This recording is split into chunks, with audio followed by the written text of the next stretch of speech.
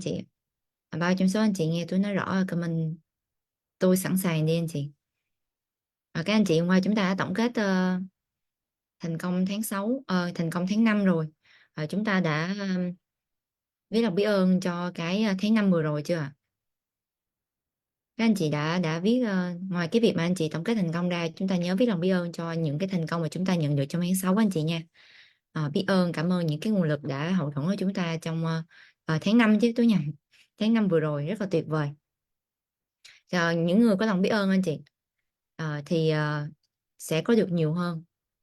Còn nếu mà mình không có lòng biết ơn, mình nghĩ mọi thứ là hiển nhiên ấy, thì chúng ta sẽ không có nữa đâu nha. Nên mình phải biết ơn để mình có được nhiều hơn. Rồi, trong tối ngày hôm nay anh chị thì tôi cũng sẽ đại diện cho câu lạc bộ đồng hành cùng các anh chị với cái chủ đề chúng ta sẽ cùng nhau đi qua cái nội dung rất là tuyệt vời, rất là quan trọng của cái ngày đầu tháng.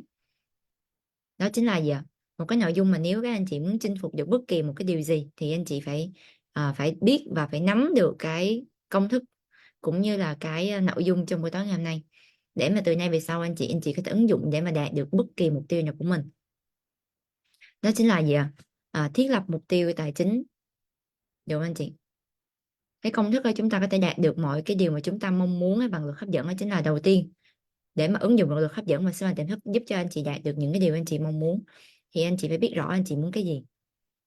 Lý do mà tại sao nhiều người không có đạt được cái sự thành công như họ mong muốn ấy là bởi vì anh chị họ không biết họ muốn cái gì hết. Họ không biết chính xác họ muốn cái gì hết. Đó là vì sao mà họ không có được cái sự tập trung ấy. Họ tập trung vào không có đúng những cái điều họ muốn. Thành ra là sao và bản thân và tiềm thức anh chị nó không, nghĩa là bản thân họ không biết họ muốn cái gì, thành ra là vũ trụ cũng không biết là sẽ cho họ những cái nguồn lực nào giúp cho họ đạt mục tiêu. Cho nên chị nha, cái nội dung mà thiết lập mục tiêu rất quan trọng. Và chúng ta sẽ học cái công thức để mà thiết lập mục tiêu làm sao để mà mình có thể ứng dụng cho cả về tài chính, cả về sức khỏe và cả về mối quan hệ luôn trong tháng 6 tư này. Và có một cái câu nói của người thành công anh chị, là mọi sự vật sự việc thì sẽ được diễn ra hai lần. Lần thứ nhất ấy thì là ở bên trong đầu, trong tâm trí á. Lần thứ hai là ở bên ngoài thực tế. Thành ra là các anh chị mong muốn cái tháng 6 này ấy, mình có những cái kết quả tuyệt vời như thế nào thì ngày hôm nay là cái ngày đầu tháng nè. Tú cũng sẽ cùng với các anh chị ngồi lại với nhau. Thì hôm qua mình đã tổng kết thành công của tháng 5 rồi. Thì ngày hôm nay chúng ta sẽ chuẩn bị cho những cái kết quả mà chúng ta mong muốn đạt được trong tháng 6. Được không ạ?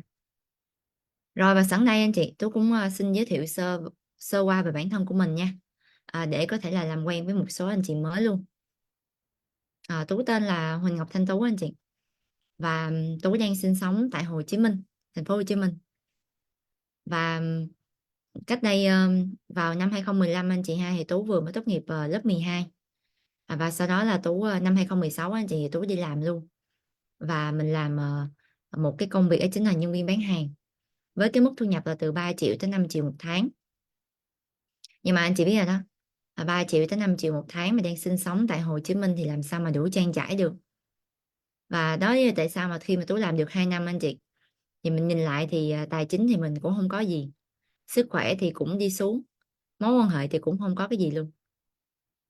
Nhưng mà và sau đó mình nhìn lại bố mẹ của mình ấy, mình thấy bố mẹ của mình thì ngày càng chưa được trẻ lắm. Và mình thấy rằng những ước mơ hoài bão của mình anh chị nó vẫn đang dang dở. Tú là một cái người một cái cô gái anh chị ha, với rất là nhiều ước mơ của mình. Và tôi suy nghĩ như vậy nè, nếu mà mình không có đi thực hiện ước mơ của mình ấy, thì người khác sẽ thuê mình thực hiện ước mơ cho họ. Và chính cái thời điểm đó anh chị, vào cuối năm 2017 ấy, thì tôi đã đưa ra một cái quyết định, đúng không ạ? Đó là mình phải đi xây dựng ước mơ cho mình phải xây dựng một cái cuộc sống tự do về tài chính nè cho chính bản thân của mình, sau đó mình còn báo hiếu cho bố mẹ của mình nữa. Và lúc đó anh chị, tôi xin phép sếp của mình là mình được nghỉ làm, và tôi bắt đầu đi tìm kiếm con đường giúp cho mình tự do về tài chính. Thì không biết ở đây có anh chị nào ở đây mình cũng đang đi tìm kiếm cái con đường giúp cho mình tự do về tài chính không ạ? cũng như tự do về thời gian, tự do về không gian, có được một cái sức khỏe tốt cũng như là một gia đình hạnh phúc thì các anh chị có thể comment số 2000 đúng không ạ? Yes. Tôi tin chắc là nếu anh chị gần 2000 anh chị ngồi đây thì tất cả chúng ta đều giống nhau, mình mới hút nhau chứ. Và đầu 2018 anh chị, cái hành trình bắt đầu, cái hành trình đi tìm kiếm bắt đầu. Và rất là tuyệt vời anh chị ha, là sau gần 1 năm thì tôi đã kiếm được, có là mình đã tìm ra được cái con đường cũng như là cái công thức thành công từ những người thầy thành công đi trước của mình. Nên là mình cũng rất là may mắn anh chị. Và mình gặp những cái vị quý nhân trên hành trình mình đi tới thành công ấy, thì họ đã ờ, chỉ dẫn cho mình, cầm tay chỉ việc cho mình. Cho nên tôi rất là biết ơn những người thầy mà đã đi qua cuộc đời của mình cũng như là đã hướng dẫn, đồng hành và hướng dẫn cho mình trong những giai đoạn đầu tiên khi mà mình đang rất là loay hoay luôn. Năm 2015 là Tú 18 tuổi anh chị nha. Nghĩa là anh chị biết 2016, 2016 là 19, 2017 là 20, 2018 thì Tú mới 21 tuổi thôi anh chị ạ. 21 tuổi thôi.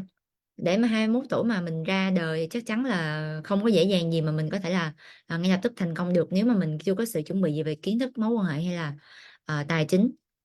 Nhưng mà tôi cảm thấy rất may mắn là bởi vì sau 1 năm đi tìm kiếm thì vào cuối 2018 thì mình cũng đã có cái cơ hội được biết biết được những cái điều, những cái công thức của những người thành công anh chị. Và tôi đã ứng dụng một cách rất là nghiêm túc. Tôi học với một sự với một cái tâm thế ly nước chóng và cái khả năng đón nhận rất là lớn anh chị ha. Nghĩa là mình mở toang cánh cửa, mình đón nhận những kiến thức vào trong vào trong bên trong của mình. Và Tú chăm chỉ, kiên nhẫn và kiên trì, nghiêm túc và nỗ lực làm theo công thức. Anh chị biết không, mới khi mà mình học á, mình chưa có dễ dàng mà mình tiếp nạp đâu. Nghĩa là phải theo ngày tháng năm thì nó mới dần dần đi vào trong tiềm thức của mình được. Thì cho đến ngày hôm nay anh chị,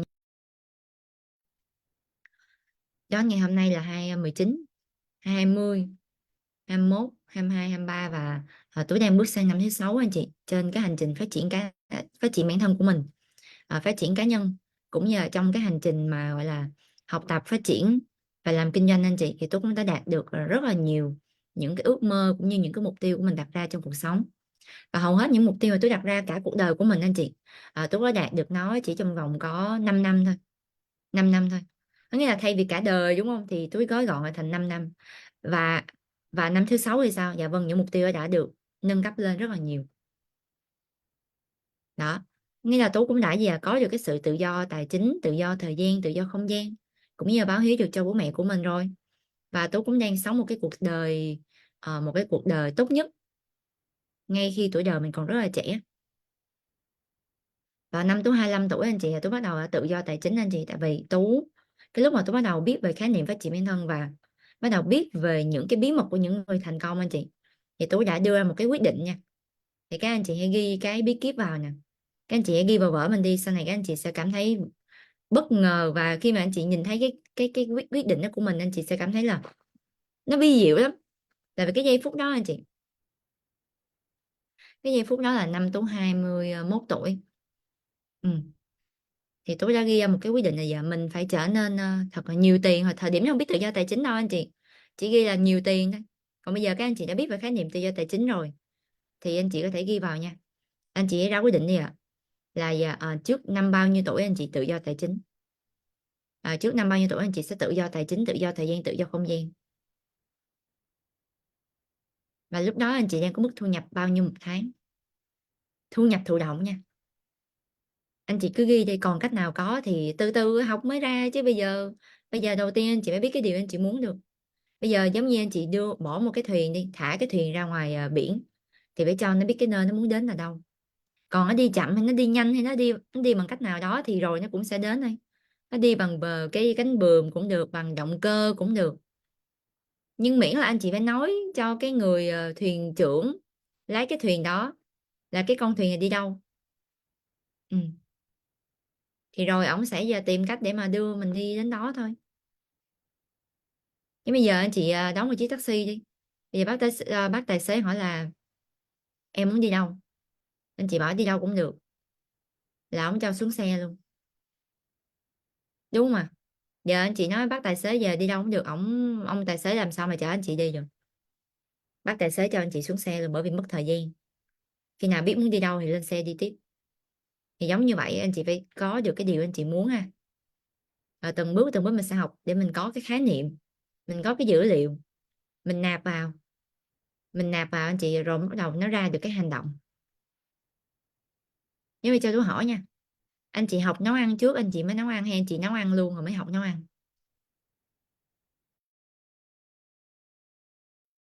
Học nấu ăn trước hay là nấu ăn xong rồi mới học nấu ăn? Học chứ chứ chứ bây giờ biết nấu ở đâu mà nấu. Ừ, đúng rồi, vậy anh chị ghi vào vở của mình nha. Tôi tên gì đó anh chị ghi vào tôi, với mày tối năm đó anh chị. Tôi giờ Huỳnh Ngọc Thanh Tú giờ sẽ kiếm thật nhiều tiền báo hiếu chú mẹ của mình, và mình có thể thực hiện được tất cả những điều mình mong muốn trước năm 25 tuổi. Và rất là tuyệt vời, tôi đã đạt được tất cả những điều mà tôi đặt ra, mà tôi nghĩ rằng là chắc năm 30 40 50 60 mới đạt được. Nhưng mà chính cái thời khắc mà tôi biết được cái câu nói, mỗi câu nói rất là truyền cảm hứng anh chị, đó chính là gì ạ? Quyền năng lớn nhất của con người là quyền năng được lựa chọn và ra quyết định. Và thời khắc mình ra quyết định thì số mệnh mới được hình thành. Đã mắc công nghĩ rồi, nghĩ lớn anh chị. Ước mơ thì không ai đánh thuế, nên lý do tại sao mình không mơ lớn. Và thà tin còn hơn không tin anh chị nha. Lỡ tin rồi đạt luôn thì sao? Thế tôi nói bây giờ cũng không có gì để mất hết trơn á. Đâu có gì để mất đâu anh chị. Mối quan hệ không có, tiền không có, kiến thức không có, bằng cấp cũng không có luôn. Nên nói thôi gì à? Thôi, lỡ là làm tới luôn đi, còn không được thì làm lại. Đời còn dài mà, đó tôi suy nghĩ đơn giản như vậy anh chị. Đời còn dài mà, không mất quá thì bắt đầu lại thôi. Còn là biết đâu rồi làm được rồi lên luôn thì sao? Đó, tôi ra quyết định như thế anh chị nha. Trước năm 25 tuổi mình sẽ tự do tài chính, tự do thời gian, tự do không gian, và mình có dư dả cái nguồn thu nhập gì thu nhập tự động của mình là trên bao nhiêu một tháng. Mình có thể là gì Ờ, báo hiếu cho bố mẹ của mình. Bây giờ không những tôi báo hiếu cho bố mẹ của mình đâu anh chị, mà em của tôi đang tôi cũng đang chi trả cái mức sinh hoạt cho em gái của mình anh chị. Đang dùm mà chị, đang dùm mà chị nói chủ đề gì, lạc đề gì? Tập trung nội dung tôi đang chia sẻ anh chị nha. Tôi đang chia sẻ nội dung gì anh chị ơi? Thế là mục tiêu nha. Tập trung là được không ạ? Đúng rồi. Và tôi cũng đang báo hiếu cho mẹ chồng của mình mỗi tháng là bao nhiêu đó. Rồi cũng như là mẹ tôi bây giờ sướng lắm anh chị ơi. Cứ một tháng là bay đi một lần. Tháng vừa rồi thì Tú và chồng của mình cũng tài trợ cho mẹ, bay đi Vịnh Hạ Long chơi, đi du thuyền ở Vịnh Hạ Long ấy. Rồi tháng 6 này thì mẹ đi Malaysia đi với bạn ấy. Rồi nói chung bay suốt mẹ chồng tôi bay suốt anh chị. Tôi nói thì giờ giờ có hai người con thành đạt quá trời. Để con trai với con dâu không, mẹ cứ tận hưởng. Mẹ ruột tôi cũng vậy anh chị. Ừ. Mẹ ruột tôi cũng thế. Như cái đợt đợt vừa rồi anh chị, tháng 3, thì tôi cũng tặng cho mẹ mình một cái, mẹ mình và bố của mình ấy, một chuyến đi Canada nè. Ừ. Rồi trước đó là tặng chuyến đi Mỹ. Tại mẹ tôi cũng làm kinh doanh nên chị nha, thành ra là trước đó những cái quốc gia mà trong châu Á thì mẹ tôi đi rồi. Ừ. Mẹ tôi đi rồi, thành ra là tôi thấy là có những quốc gia nào mẹ chưa đi thì mình sẽ tặng. Và ngoài ra là mình còn sắm sửa, mua sắm cho bà nội mình ở quê ấy. Máy lạnh nè, ờ, tủ lạnh nè, lò nướng nè. Rồi mỗi tháng đều gọi là tài trợ tiền sinh hoạt nè, rồi tiền điện tiền nước nè anh chị. Thì mỗi tháng mà tôi chi những cái khoản đó, cũng như là báo hiếu cho những cái người mình yêu thương anh chị ha. Không dưới 50 đâu. thì có nghĩa là anh chị phải hình dung được rằng là thu nhập của Tú rất là cao thì Tú mới có thể là thoải mái làm những cái việc đó được. Chứ giờ thu nhập mình có kiếm được 60-70 triệu hoặc 100 triệu thôi, mình chia ra hơn 1/2 cái số thu nhập mình một tháng mà nó còn không đảm bảo tháng sau nó có tạo ra tiếp hay không, sao anh chị dám chi, sao anh chị dám chặn cái, đúng không? Đúng rồi, rất là nhiều anh chị ở đây chúng ta kiếm được vài trăm rồi, nhưng mà chúng ta rất là lo lắng tháng sau không biết kiếm được như thế hay không. Vậy chúng ta vẫn chưa tự do tài chính đâu anh chị nha. Hôm trước tôi đã phân tích với anh chị rồi, cái khái niệm tự do tài chính đó là thu nhập thụ động của anh chị nó phải lớn hơn cái mức sinh hoạt và chi phí của anh chị một tháng. Anh chị hiểu thu nhập thụ động là gì không? Cái này khi anh chị vào nhóm rèn luyện sẽ được phân tích sâu hơn, đúng không ạ? Và khi anh chị đạt gọi là triệu phú đô la anh chị, thì cái thu nhập thụ động anh chị nó phải trên 10.000 đô một tháng ha. Và Tú đã hơn cái mức đó rất là nhiều rồi anh chị. Thu nhập thụ động của Tú một tháng bây giờ đã hơn hơn cái mức 10.000 đô. Tính theo Việt Nam là hơn 240 triệu một tháng anh chị, hơn rồi nha chứ không phải là con số nữa đâu ạ. Thời điểm đó theo anh chị, tôi viết ra cái điều đó tôi có biết làm sao để thực hiện không? Dạ không. Tôi chỉ biết thật sự đó là tôi rất khao khát thôi anh chị, rất khao khát, bởi vì tôi nhìn tương lai phía trước của mình nó đen và một cái màu rất là tăm tối, không biết sẽ đi đâu về đâu hết, không biết mình muốn làm cái gì luôn anh chị. Cái cảm giác đáng sợ nhất anh chị nha là mở mắt ra và không biết làm gì hết, và lấy xe chạy ra khỏi nhà nhưng mà không biết đi đâu hết. Và Tú đang được sống cái cuộc đời tốt nhất của mình ngay khi mà Tú còn rất là trẻ anh chị. Năm Tú 25 và bây giờ sau 2 năm thì thành công của Tú đã ngày càng tăng trưởng hơn rồi. Tú vừa bước sang tuổi 27, tuyệt vời không ạ? Và Tú cũng đã có một cái hành trình khám phá thế giới với số quốc gia là 25 quốc gia anh chị nha. Ừ. Và Tú cũng đang có một cái quy mô kinh doanh ở 12 quốc gia trên thế giới và mang về cho Tú một cái nguồn thu nhập thụ động ngoại tệ rất là lớn. Và Tú cũng đã trong xuyên suốt cái hành trình hơn 3 năm vừa qua, Tú cùng với những người cộng sự của mình đã lan tỏa những cái giá trị công thức rất là tuyệt vời này, công thức của những người thành công rất là tuyệt vời này, lan tỏa cho hàng nghìn anh chị cũng đã ứng dụng và có những kết quả rất là tuyệt vời và rất là vi diệu anh chị. Và Tú cũng đang tiếp tục hành trình cũng như lan tỏa giá trị và sứ mệnh của mình để mong rằng cũng có thể chạm đến một anh chị nào đó cũng đang khao khát thành công. Họ biết được những kiến thức này họ sẽ thay đổi được cuộc sống của họ giống như cách mà tôi đã được thay đổi thông qua sức mạnh tiềm thức và lực hấp dẫn. Ừ. Cho nên tôi rất là biết ơn anh chị, tôi rất là biết ơn vũ trụ và tiềm thức, biết ơn bố mẹ của mình, biết ơn những người thầy của mình, biết ơn những người cộng sự đã yêu thương mến tin tưởng, cũng như biết ơn tất cả anh chị ở đây. Bởi vì không có anh chị thì làm sao tôi được thực hiện cái sứ mệnh của mình, đúng không? Nói giờ mình lên chia sẻ không ai nghe mình nói hết sao được. Tôi cũng rất là biết ơn những cái thầy thành công của mình, bởi vì nếu mà không có họ thì chắc là tôi bây giờ trong 7 năm vừa qua tôi không biết mình đang trôi về đâu luôn anh chị ơi. Và tôi cũng biết ơn vũ trụ và tiềm thức đã hậu thuẫn cho mình rất là nhiều. Và chính bởi vì cái sự biết ơn đó anh chị ha, biết ơn bố mẹ của mình sinh ra mình nè, biết ơn những người cộng sự ở đồng hành cùng mình lan tỏa những giá trị này. Và tôi đã biết ơn vũ trụ bằng cách đó chính là tôi đang tiếp tục nhận cái sứ mệnh và giúp đỡ cho mọi người. Tại vì vũ trụ không thể hiện nào mà hiện ra giúp đỡ mọi người được anh chị ơi, sẽ thông qua một cái người nào đấy những cái sứ mệnh này để giúp đỡ cho người khác. Và tôi đang nhận sứ mệnh này bởi vì tôi biết ơn cuộc đời anh chị ạ.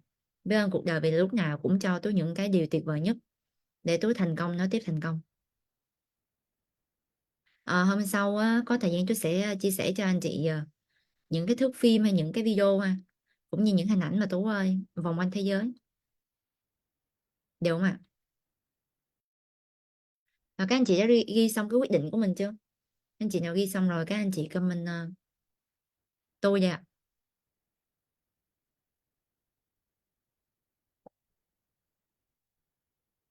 Và anh chị yên tâm đi, thành công thì có công thức nha. Tôi muốn chia sẻ anh chị những cái kết quả của tôi để truyền cảm hứng cho các anh chị á, chứ không có ý khoe khoang gì đâu, nên anh chị hãy đón nhận đi nha. Ừ, có công thức. Và anh chị hãy đồng hành cùng tôi vào câu lạc bộ trong tháng 6 này mỗi ngày nha, để mình đón nhận từng cái kiến thức kỹ thuật cũng như những cái phương pháp để anh chị biết cách biến những cái điều mà anh chị đang mong muốn bên trong tâm trí nè nó có ngoài thực tế. Và anh chị phải kiên nhẫn nha, được không ạ? Rồi và trong buổi tối hôm nay tôi sẽ Tú cũng mong muốn chia sẻ lại cho các anh chị một cái công thức đã giúp cho Tú có thể tự do tài chính, cũng như là thành công về sức khỏe, thành công về mối quan hệ. Đó là công thức thiết lập mục tiêu bằng luật hấp dẫn và sức mạnh tiềm thức. Cảm ơn anh chị rất là nhiều.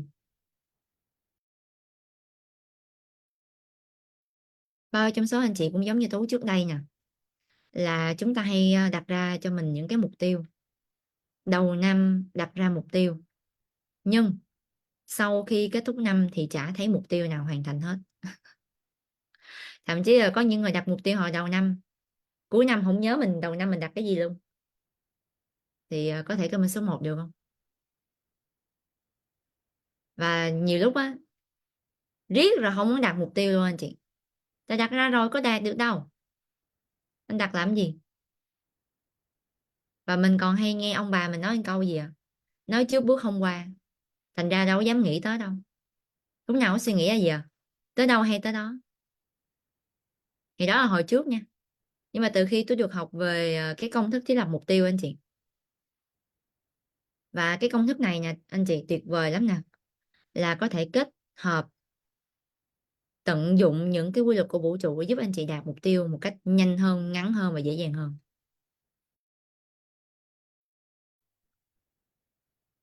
Nha, là kết hợp với các quy luật vũ trụ luôn chứ phải là đặt mục tiêu bình thường đâu. Và khi tôi ứng dụng công thức này anh chị, yes, rất là tuyệt vời, tôi đã đạt được rất là nhiều những cái thành công trong cuộc sống của mình luôn. Và đầu tiên chúng ta sẽ cùng nhau đi qua hai cái khái niệm. Các anh chị phải nắm được hai khái niệm này trước ha.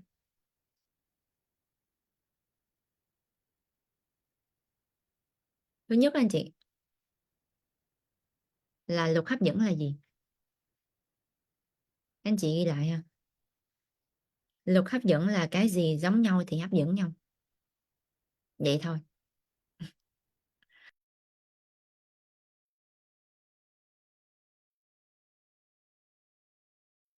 Và cái gì có trong đầu thì cái đó có trong tay. Vậy thì nghe tới đây sẽ rất nhiều anh chị nói rằng ủa, chị cũng có trong đầu cái nhà, cái xe, cái số tiền đó mà sao chị chưa có bên ngoài? Thì xíu tôi sẽ cho anh chị xem, phân tích cho anh chị xem để anh chị hiểu ha. Được hấp dẫn là gì ạ? Cái gì giống nhau là hấp dẫn nhau. Cái gì có trong đầu cái đó có trong trong tay.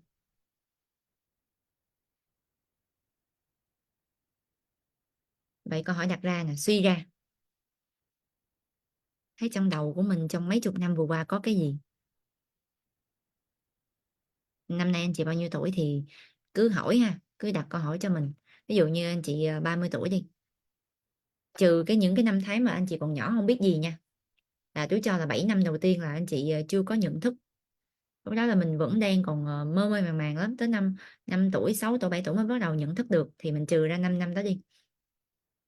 Thì trừ ra đi, ví dụ 30 trừ 5 là còn 25. Ghi câu hỏi thế thì trong 25 năm vừa qua mình nghĩ cái gì, mình có cái gì trong đầu?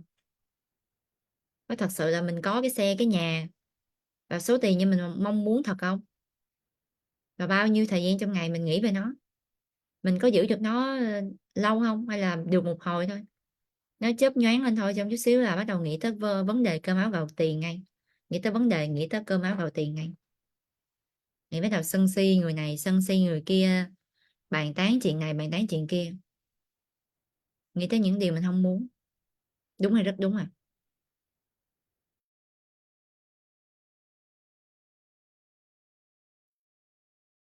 Đúng không anh chị ơi?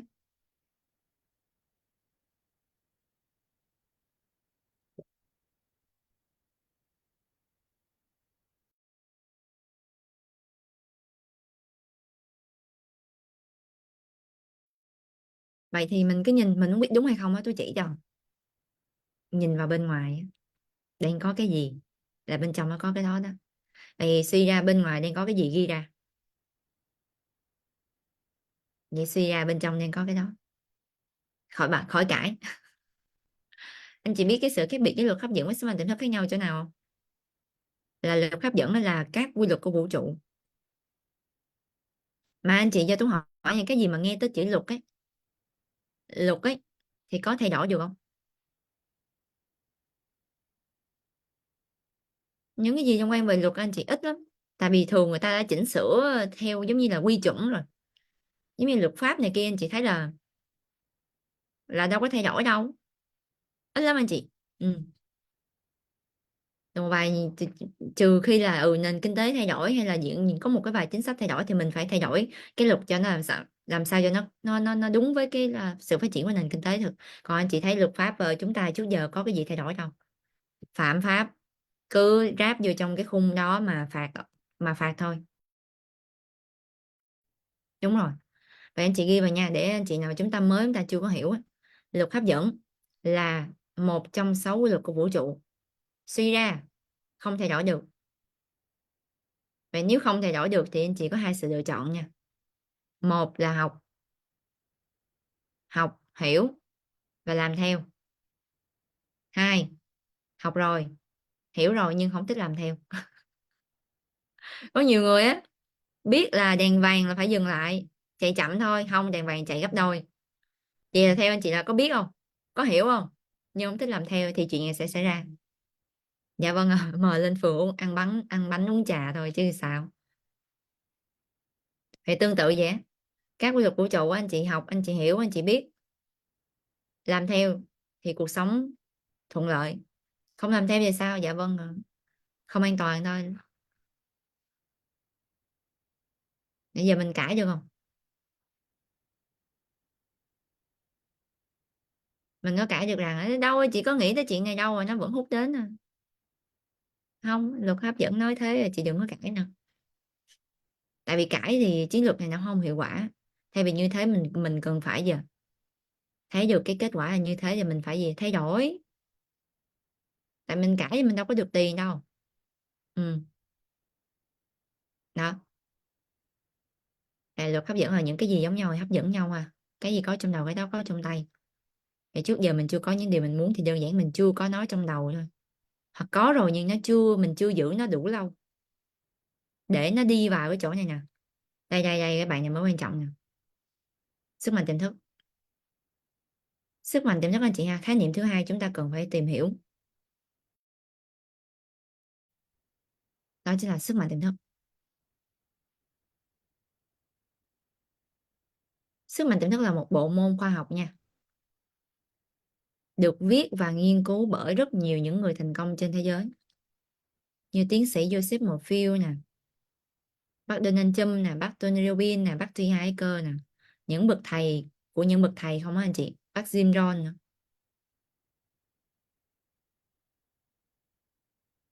Và bên trong cái cơ và tiềm thức đó là một phần trong cái cơ thể của mình nha. Qua có cái hình Tú vẽ thì Tú xài luôn cái hình đó nha.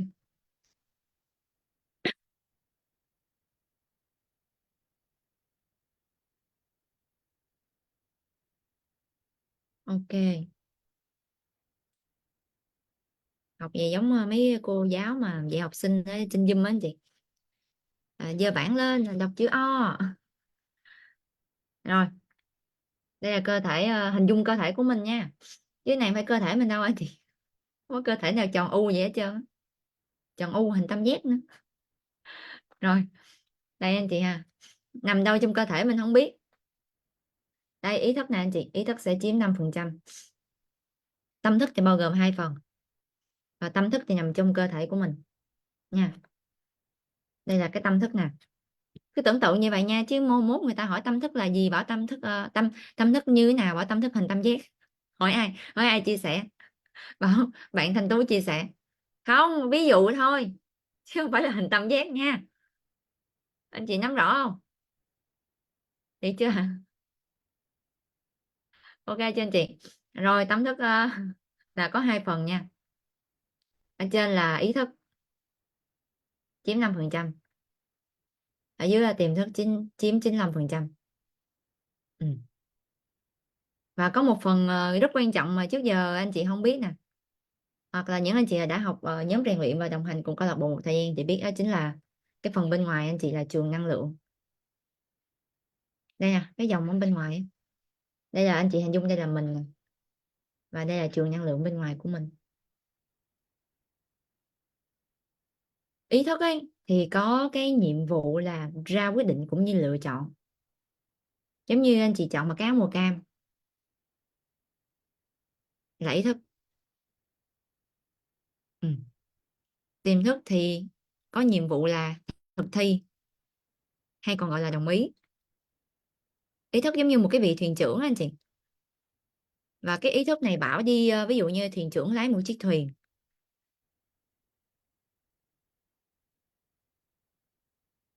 Cái việc biết tiềm thức nằm ở đâu nó không ra tiền đâu, cái việc ứng dụng sức mạnh tiềm thức như thế nào mới ra tiền nha bạn nha. Cảm ơn bạn chia sẻ.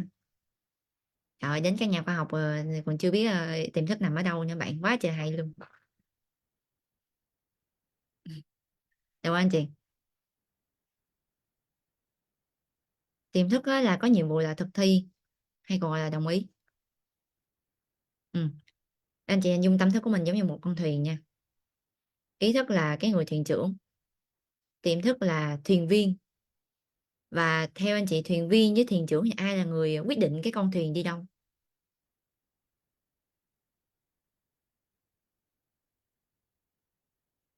Thuyền trưởng, đúng rồi. Vậy nếu mà thuyền trưởng bảo là quẹo trái thì thuyền viên sẽ giờ bẻ lái sang trái. Thuyền trưởng bảo quẹo phải thì sẽ bẻ lái sang phải. Vậy nếu mà thuyền trưởng mà bảo đâm vô đá ngầm thì thuyền viên cũng đâm vô ra đá ngầm luôn. Vậy thì cái người mà thuyền trưởng này có cần phải tỉnh táo không? Có cần phải có sự hiểu biết không? Có cần phải có tư duy không? Để có những lựa chọn đúng đắn không? Vậy và ý thức đó là mình đó. Đấy, trước giờ vậy mà mình lèo lái con thuyền mình toàn là vô trong hòn đá rồi sau rồi trong ngõ cụt không à. Ừ. Tiềm thức thì không biết gì đâu anh chị nha, tiềm thức không có phân biệt được, không phân biệt được cái điều gì nên và không nên, chỉ làm theo thôi.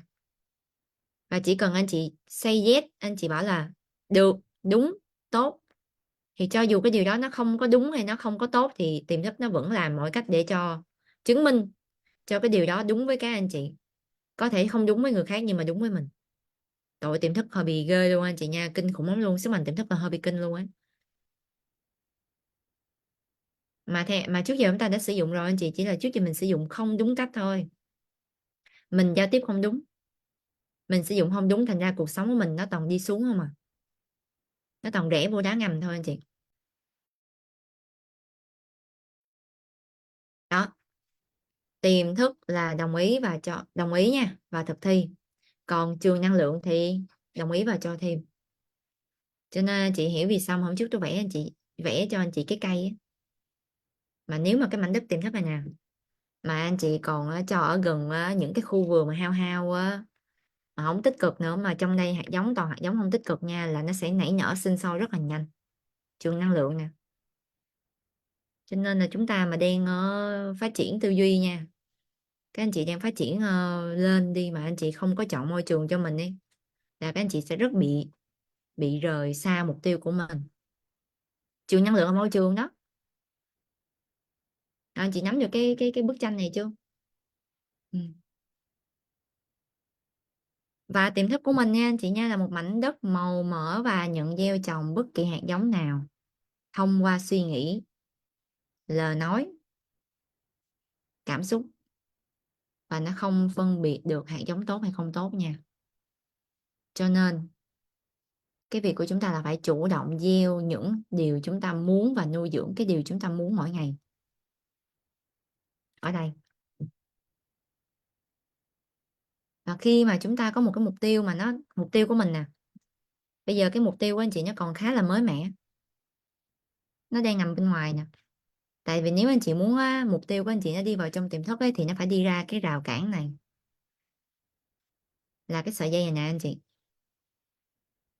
Anh chị biết sợi dây này là gì không? Là những cái tiếng nói nhỏ, là những cái niềm tin cũ, là những cái tư duy cũ. Ví dụ bây giờ anh chị đặt ra một cái mục tiêu đi, là giờ nãy anh chị ghi ra mục tiêu là tôi sẽ tự do tài chính trước năm 30 tuổi đi, là anh chị đang nói, là ý thức đang nói. Vô tới đây cái bảo thôi đi, nó bắt đầu phân tích ra kinh doanh không thành công nè, mối quan hệ không có nè, tiền không có nè, kiến thức cũng không nè, xuất thân thì gia đình không giàu có nè. Nó bắt đầu nó biện luận á anh chị. nó vẽ cho anh chị một cái viễn cảnh là không thể nào thành công được với cái mục tiêu này, và cái hạt giống nó đi tới đây cái nó không vào trong đây được thì nó không thể nào ứng, và đó nó không vào được tới đây anh chị nha, thì sức mạnh tiềm thức và lực hấp dẫn không thể nào phát huy được, nó phải vào trong đây, anh chị hiểu không, nghĩa là mục tiêu anh chị phải vào trong đây được. Và cái nhiệm vụ của chúng ta và cái việc mà chúng ta sẽ làm cùng với nhau trong 30 ngày tới anh chị là học những cái kỹ thuật, cái kiến thức, cái bí kíp giúp cho làm sao mục tiêu anh chị nó đen ở ngoài đây nè. Nó như cái hạt nó như cái hạt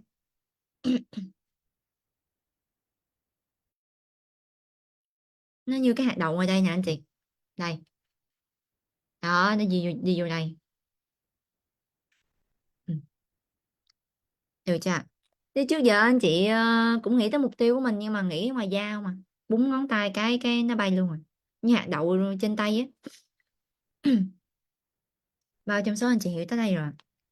Ừ.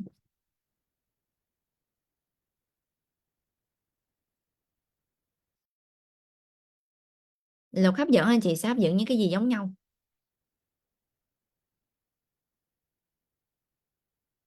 giống ở đây á, là giống ở đây nè, là nó sẽ hấp dẫn những cái gì giống ở tiềm thức của mình ấy, nên anh chị phải làm sao những cái điều anh chị muốn nó vô đây nè, nó phải vô đây chứ trước giờ nó nằm ngoài đây không à, còn không mà anh chị vừa tuyên bố tôi là người thành công cái nó bảo ơi, không có đâu, cái xong hạt giống mới tới đây cái quăng ra ngoài luôn, đúng không anh chị, tôi hỏi đúng không, bao nhiêu năm nay anh chị cũng khao khát thành công á, nhưng mà những cái điều anh chị muốn á toàn là có tiếng nhỏ nó cản trở mình đúng không, vì nó chưa vô được tới đây rồi,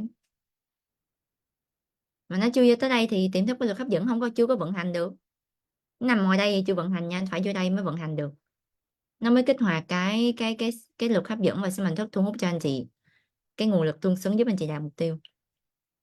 Nên tại sao trước giờ chúng ta cũng muốn trở nên thành công và giàu có, cũng muốn cái này muốn cái nọ mà chưa đạt được, nhưng mà anh chị để ý nha, nếu anh chị vẫn kiên định kiên trì với cái điều đó thì rồi anh chị vẫn đạt được, bởi vì nó đã vô tới đây rồi.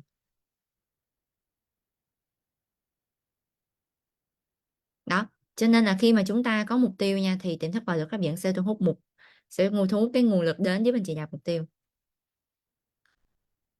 Vậy thì câu hỏi đặt ra, một ngày có 24 giờ thì anh chị dành bao nhiêu thời gian để nghĩ về mục tiêu của mình?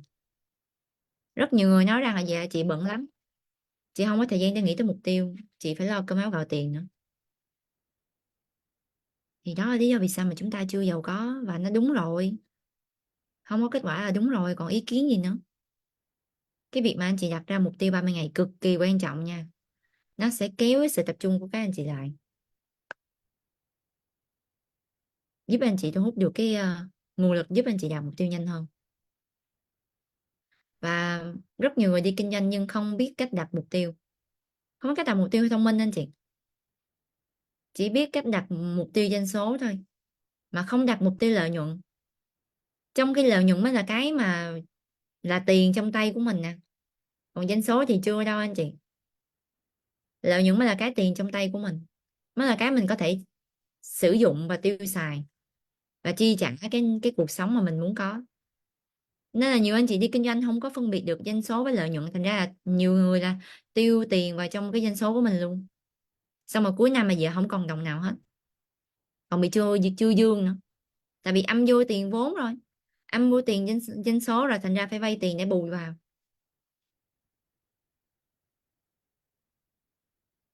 Đúng không? Nên chúng ta phải học cách gì ạ? Thiết lập mục tiêu, và chúng ta cần phải học cách để chúng ta chủ động gieo cái mục tiêu của mình vào đây, nuôi dưỡng nó, bởi vì bên trong của mình luôn có cái con người phi thường nè, đây nè, con người phi thường nè anh chị, là cái bạn tiềm thức này nè anh chị ơi.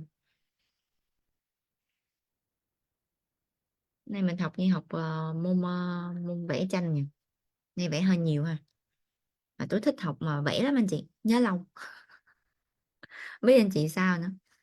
Ừ.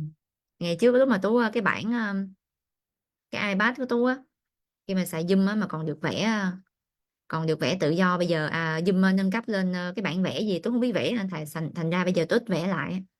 Đó, không tin anh chị nào học những chu kỳ trước với tú á là Zoom 21 ngày là tôi đã vẽ hết 11 ngày rồi.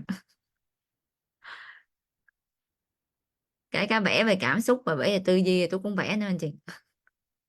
đúng không? Cũng không họa sĩ lắm đâu chị ạ. Không, mà ngày xưa tôi đi thi nét vẽ xanh đó nha anh chị nha. Anh chị biết nét vẽ xanh không? Thi lên tới cấp quận. Dạ tới đó rồi. Đó, tới đó là được rồi. Ừ. Đó. Ừ. Đây là cái con người bây giờ bên trong của mình anh chị, nếu mà chúng ta không sử dụng cái bạn này nha. Và anh chị biết không, bác Đinh Ninh Trâm ấy đã từng từ một cái người là một cái người tỷ phú, sau đó bởi vì kinh doanh thua lỗ và trư dương gần 9 tỷ đô la Mỹ, nhưng mà sau đó bác đã có một cái cú lợi ngược dòng dương trở lại 3 tỷ. Có là bác không những là trả được cái số tiền trư dương 9 tỷ đô la Mỹ nha, mà bác còn dương ra 3 tỷ nữa. Và trong quyển sách của bác á, bác có chia sẻ như vậy nè: một trong những cái bí kíp giúp bác vượt qua cái đợt khủng hoảng đó là bác đã biết cách sử dụng sức mạnh tiềm thức, cái con người đang ngủ quên bên trong của mình đó anh chị. Ngủ quên là mình ngủ quên so với nó nha, chứ nó không có ngủ quên đâu anh chị. Nếu anh chị có biết hay không biết thì bạn ấy vẫn đang hoạt động, không hề mất đi cái sức mạnh đó, cái năng lượng nó không hề mất đi. Nếu anh chị không dùng thì người khác sẽ vay mượn cái năng lượng đó thực hiện mục tiêu của họ thôi. Tiềm thức vẫn đang hoạt động và thực thi những quyết định của các anh chị, dù tích cực hay không vẫn đang hoạt động. Cho nên nếu mình không học cách sử dụng hay là mình không sử dụng thì sức mạnh phi thường đó sẽ thực hiện ước mơ của người khác.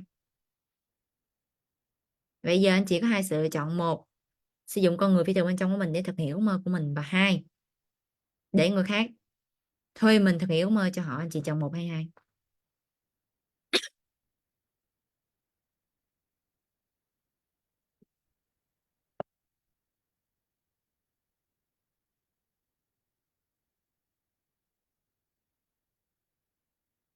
Ừ. Và sức mạnh tiềm thức bên trong của mình anh chị ha, sức mạnh phi thường bên trong của mình giống như ông đèn thần vậy đó.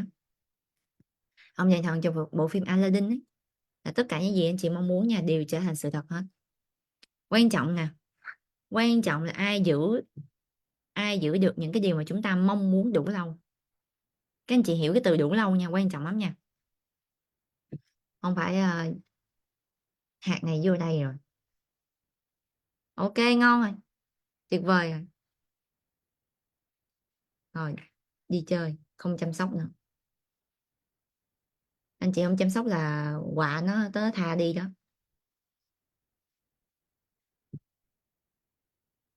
Quạ tới tha hạt giống anh chị đi á. Phải canh chứ, vườn nhà mình mà không canh đủ lâu cho đến khi, gì ạ? Mình phải giữ cho đến khi nào anh chị ơi? cho đến khi cho đến khi gì ạ? Đạt được kết quả. Đúng rồi, có kết quả nha. Nên quan trọng là ai giữ được những cái điều mình mong muốn nè đủ lâu, thì tất cả những điều anh chị muốn đều trở thành sự thật được. Không quan trọng là lớn bé hay là nhiều tiền ít tiền hay là khó khăn hay tầm cỡ thế giới hay như thế nào đó. Đối với tiềm thức anh chị, đối với sức mạnh phi thường bên trong của mình nha, không phân biệt thời gian không gian, độ lớn độ bé, quy mô nào, kích cỡ như nào, đều thực thi được hết. Quan trọng là các anh chị phải giữ cái điều đó về hạt giống đó và tiếp tục chăm sóc nuôi dưỡng nó, cho nó những cái chất dinh dưỡng cần thiết. Bao trong số anh chị hiểu tới chỗ này rồi comment tôi giờ. Còn mà mình mới vô tới tiềm thức được hôm, mai ra tám chuyện với mấy người hàng xóm, mấy người nó bảo trời ơi, giờ này thấy như thế này như thế nọ cái kia, xong rồi là bàn những câu chuyện không tích cực ấy, cái xong rồi mấy cái hạt giống mà những cái điều anh chị không muốn bắt đầu nó trồi dậy. Cái hạt giống mà mới gieo vô chưa được mập mạp gì đó, chưa nảy mầm luôn, hạt giống này đè lên xong lên đường luôn. Tại vì anh chị không biết cái khu vườn của mình nó vẫn đang có những hạt giống cũ mà, anh chị phải tiếp tục gieo vô. Ừ. Nên tại sao nhiều người họ không đạt được cái điều họ muốn ấy? Tại vì họ chỉ nghĩ về cái mục tiêu của họ vào cái ngày mùng 1 Tết thôi, đêm giao thừa, mùng 1 Tết, mùng 2 Tết, mùng 3 Tết, những ngày đầu năm thôi. Còn xuyên suốt những ngày còn lại của cái năm đó là không bao giờ đã động tới quyển sách mà đặt cái cuốn vở đặt mục tiêu luôn, hay là những cái điều mà họ muốn họ không bao giờ nhớ, thậm chí cuối năm tổng kết lại còn không biết hồi đầu năm mình đặt cái gì luôn. Còn không quan tâm là đạt được hay không luôn anh chị. Nên anh chị đã hiểu vì sao mà câu lạc bộ nhắc anh chị mục tiêu 30 ngày suốt chưa? Rồi ngày nào ông nhắc hỏi anh chị hình dung mục tiêu chưa? Anh chị đã về hình dung tưởng tượng mục tiêu bức tranh 30 ngày của mình chưa? Anh chị đạt bao nhiêu phần trăm mục tiêu rồi? Đây nhắc anh chị suốt đây. Ừ, được anh chị ơi.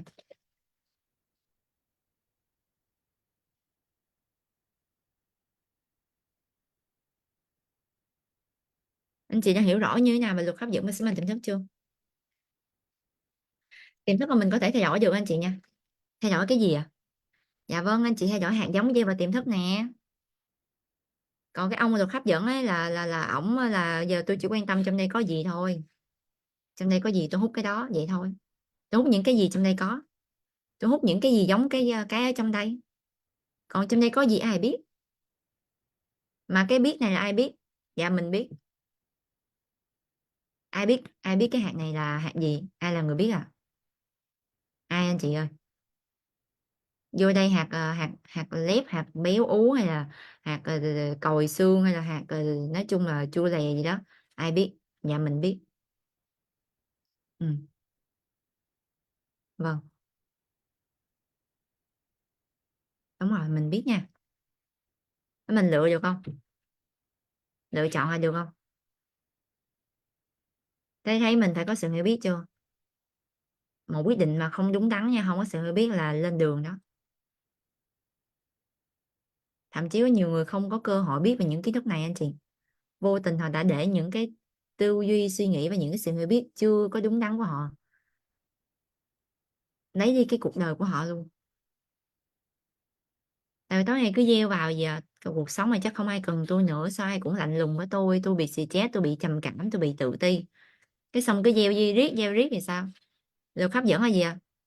Ok, mong muốn vũ trụ sao à? Vũ trụ sẽ nói rằng mong muốn của bạn là mình lên đó với tôi, mong muốn của bạn là mình lên đó với cả vũ trụ này. Ok, bây giờ bạn đang muốn cái này đúng không? Hút tới.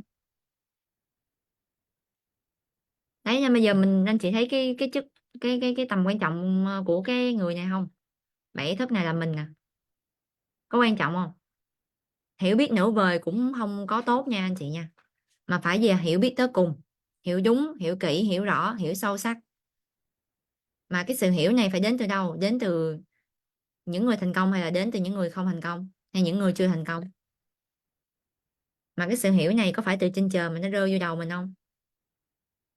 Hay là phải học à?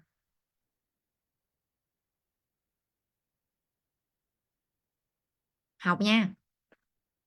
Học nghe chép xem. Thế mình có lười không? Có anh chị nào bây giờ còn muốn lười không?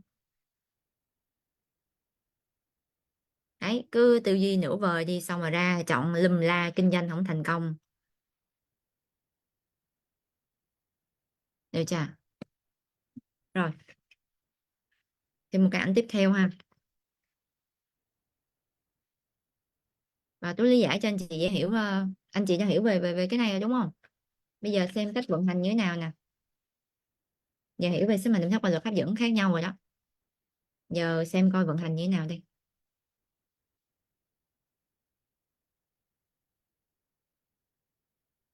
Ok.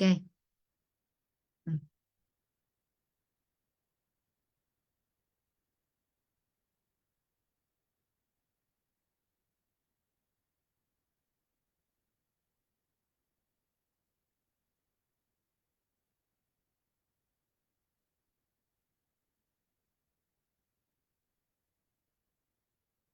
Đây là mục tiêu của mình nè. Anh chị thấy cái tam giác quang quang không, là cái tâm thức của mình ở bên kia đó. Tôi bơi qua đây đấy. Ừ. Bây giờ anh chị làm sao cái mục tiêu anh chị nó phải vô đây, vô trong cái chỗ bạn của bạn tiềm thức ở á. Thì khi mà vô trong đó thì luật hấp dẫn sẽ bắt đầu gì ạ? Vận hành. Đây vẽ cái cục 500 vô ha.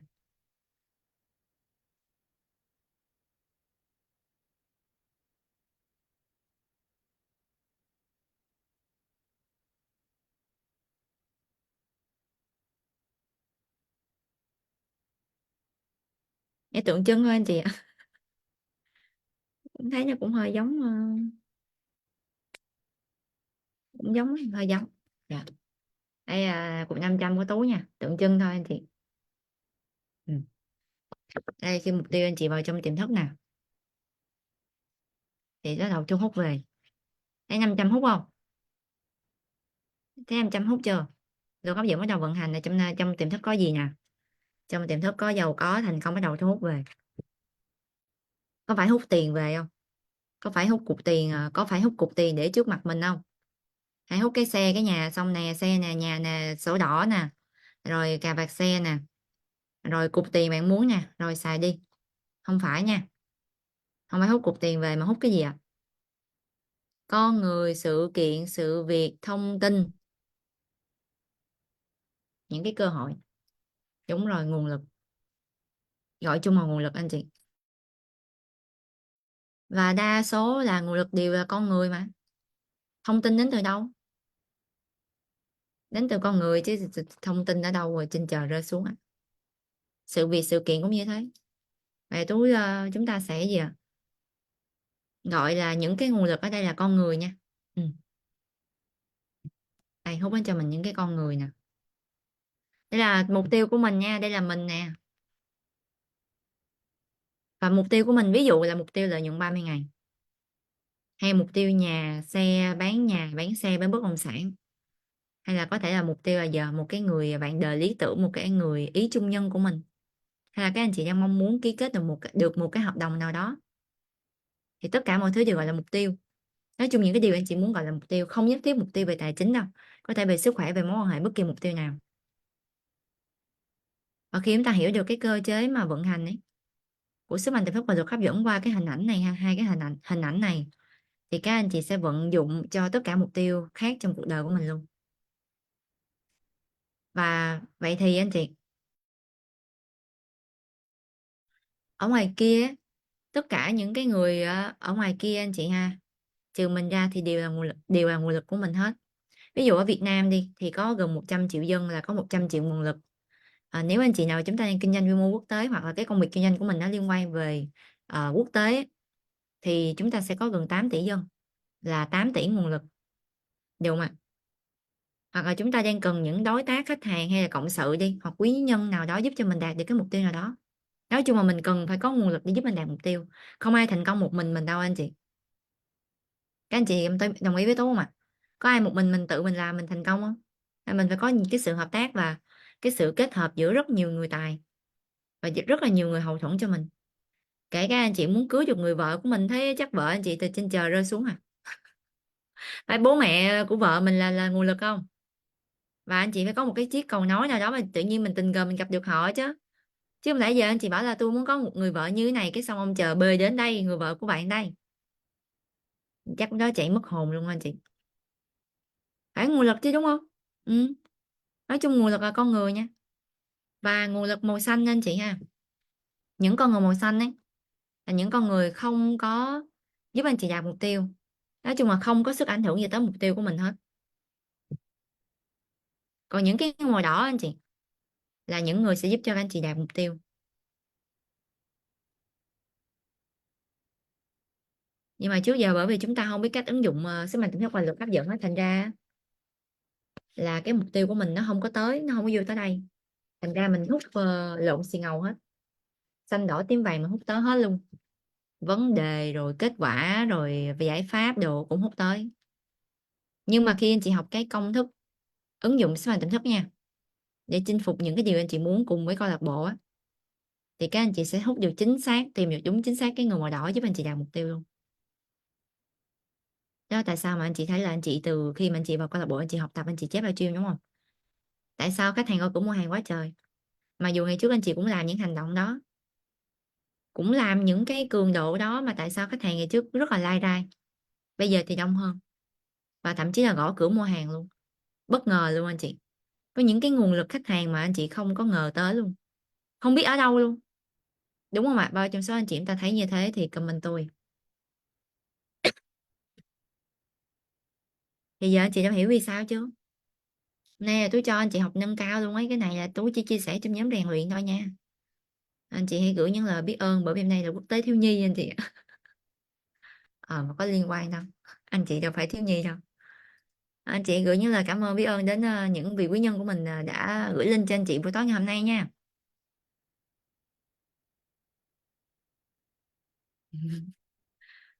Đúng rồi. Chiều ra đường thấy sao nay đường đông đúc ta, à nhớ ra mùng sau mùng 1 tháng 6. Ừ. Mà coi như tặng quà anh chị, là tôi cũng tặng quà cho mấy bạn thiếu nhi gì đó. Anh chị ở đây vừa có con cái đúng không, nếu anh chị thành công thì con cái anh chị sẽ có một tương lai tươi sáng hơn. Đúng không ạ? Tặng tặng tặng chưa tặng về gián tiếp cũng được.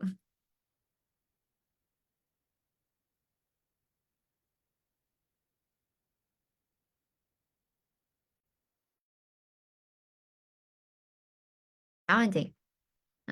Trước giờ anh chị không biết đúng không? Vi diệu thế không biết sao chép livestream tiền về, chép livestream sao khách hàng quá trời. Ở đây nè, do học gặp đúng người nè, hút đúng người nè, chứ ngày trước là cứ hút cái người không mua cũng tới hỏi, cái người tới hỏi xong rồi không mua cũng hỏi, người không có nhu cầu mua hỏi nhưng mà không mua, mất thời gian làm cho mình cảm thấy rất là uể oải. Và anh chị biết không, anh chị tư vấn cho một người mà họ từ chối mình ấy, cái cuộc gọi thứ hai anh chị thấy có năng lượng nào nổi không? Hết năng lượng rồi, không muốn tư vấn luôn. Nhưng bây giờ chỉ cần cái cuộc đầu tiên là anh chị có được cái nguồn lực màu đỏ, anh chị hào hứng không? Trời ơi, năng lượng tràn đầy, gặp người thứ hai thứ ba là coi như là tư vấn nhiệt tình, để năng lượng thành công từ cái cuộc gọi thứ trước mà, cuộc gọi trước mà, từ cái đơn hàng trước mà, đúng không? Thành ra cứ thành công nói tiếp thành công. Còn ngày trước là gặp gì à? Xanh xong gặp đỏ, đỏ xong xanh, năng lượng cứ lên xuống thì tiền nó cũng lên xuống theo luôn. Khách hàng là năng lượng mà anh chị, tiền cũng là năng lượng. Năng lượng của anh chị cao thì tiền nó về nhiều, năng lượng anh chị thấp thì tiền nó về ít thôi. Ừ. Đó. Vậy chúng ta sẽ học gì ạ? Chúng ta đang học cái cách để thu hút những con người màu đỏ anh chị nha. Và một trong những cái điều đầu tiên để mà chúng ta có thể ứng dụng được cái bộ công thức thu hút nguồn lực này thì chúng ta phải có mục tiêu. Giờ không có mục tiêu rồi hút cái gì? Dạ không, gửi tin nhắn riêng chứ anh chị nhắn lên đây rồi những người bạn anh chị đâu có đọc được đâu. Xíu kết thúc zoom zoom rồi đâu họ đâu có thấy được đâu. Gửi tin nhắn riêng cảm ơn họ nha. Ừ. Đó cho nên là một một trong những bước đầu tiên nãy giờ nói là mới có cho anh chị hiểu thôi á, chứ chưa vô cái công thức đặt mục tiêu nha. Bây giờ mới tới nè. Bước đầu tiên chúng ta hấp dụng nguồn lực đó chính là chúng ta cần có một cái mục tiêu, và chúng ta cần phải quy đổi cái mục tiêu đó thành một cái bức tranh đầy màu sắc và cảm xúc. Tại vì á, cái cách giao tiếp với tiềm thức đó anh chị, mà hiệu quả nhất nha, là thông qua hình ảnh và cảm xúc và bản thôi miên. Cái này mình sẽ được học hết luôn. Còn mà anh chị nói là tôi muốn có nhiều tiền, tiềm thức không hiểu từ nhiều tiền đâu, không hiểu số đâu anh chị, chỉ hiểu hình ảnh và cảm xúc thôi. Và sâu hơn là anh chị sẽ làm bản thôi miên nha. Nên bước đầu tiên chúng ta phải có mục tiêu rõ ràng cái điều anh chị muốn. Và thứ hai là chúng ta phải quy đổi nó thành hình ảnh và cảm xúc. Quy đổi thành một cái bức tranh đầy màu sắc và cảm xúc. Sau đó các anh chị sẽ dùng cái kỹ thuật là hình dung tưởng tượng mỗi ngày, hoặc là kỹ thuật thôi miên, làm bức tranh thôi miên, được không ạ? Nha, phải có mục tiêu rồi mới tiềm thức mới biết là mình, mới biết là cần phải mang nguồn lực nào tới giúp anh chị đạt mục tiêu rồi chứ. Trong số anh chị chúng ta hiểu tới chỗ này rồi, comment tôi dạ.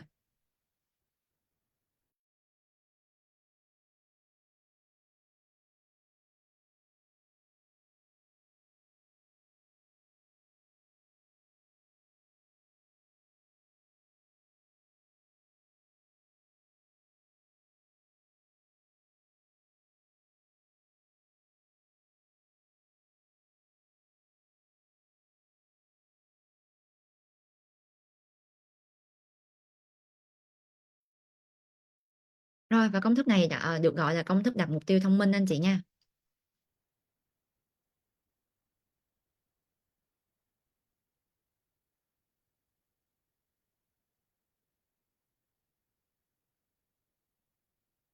Nãy tôi nói anh chị nắm được không?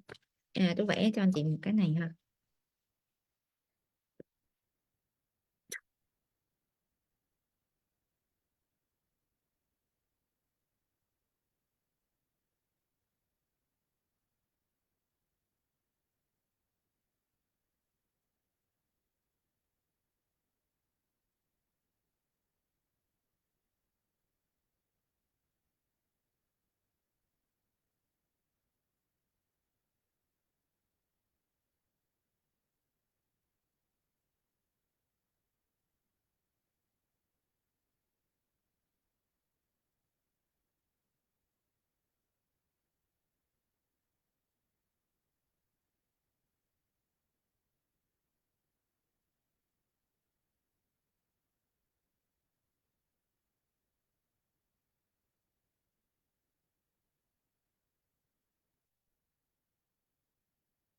Ok anh chị,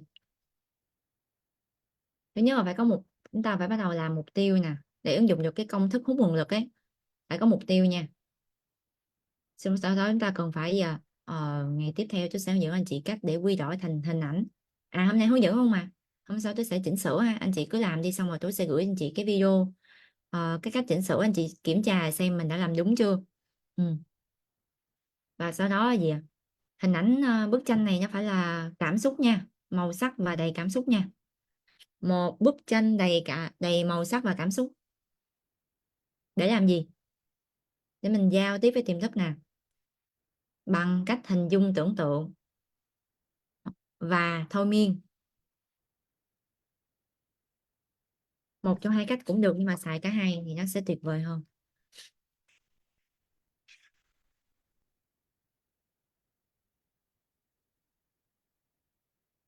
Và hai cái cách giao tiếp với tiềm thức này thì chúng ta cần phải sử dụng tới một cái kỹ thuật, đó chính là kỹ thuật lặp đi lặp lại anh chị nha.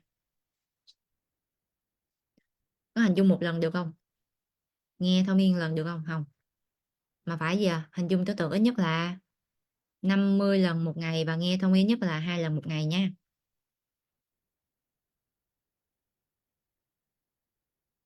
Rồi, đây là tôi vẽ cái hình tam giác, là cái hình tâm thức đó, là đưa đưa đưa vào tiềm thức nè.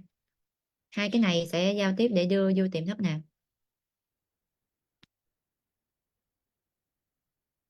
Anh chị nắm rõ chưa? Rõ rồi, comment tôi nè.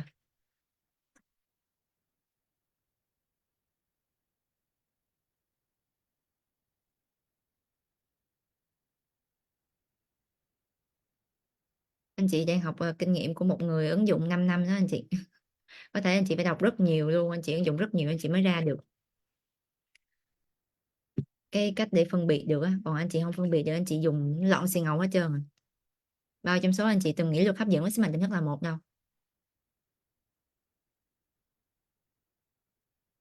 Là hai nha. Giờ anh chị hiểu chưa? Đó, đúng rồi. Thế giờ hiểu chưa? Nhớ anh chị nào comment chưa hiểu rõ lắm là ý là lúc trước đọc sách là chưa hiểu rõ đúng không? Chứ mà tôi nói nãy giờ mà bảo chưa hiểu rõ nữa thì thôi xem lại livestream chứ làm sao.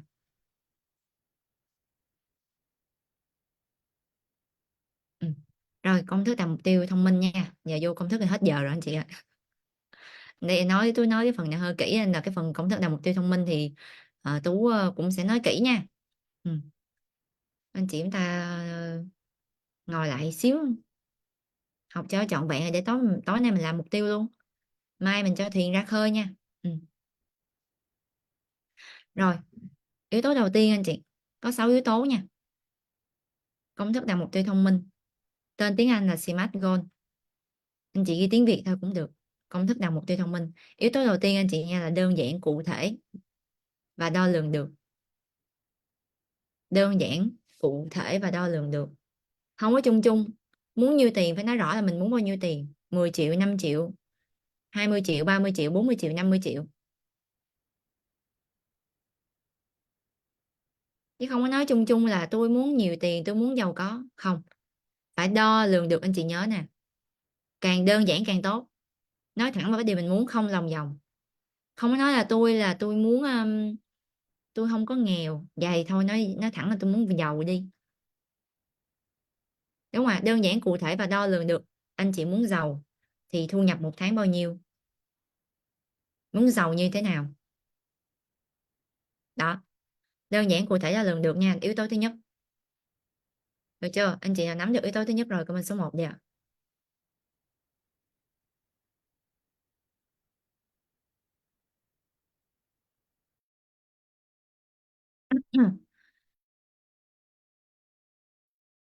Rồi, yếu tố số 2 anh chị ha.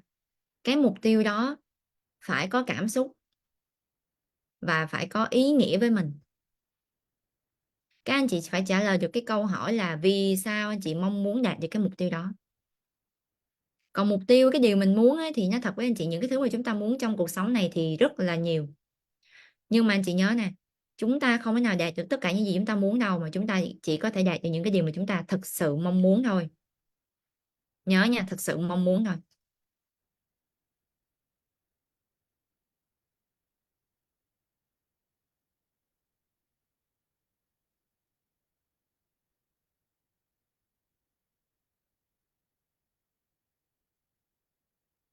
nha. Không thể nào đạt được hết tất cả những gì anh chị muốn, là chỉ đạt được những thứ mà chúng ta thật sự mong muốn thôi. Vậy chúng ta phải cần phải trả lời cái câu hỏi là mình muốn trở nên thành công và giàu có để làm gì? Mình muốn có cái thu nhập 100 triệu một tháng để làm gì? Mình muốn mua nhà, mua xe để làm gì?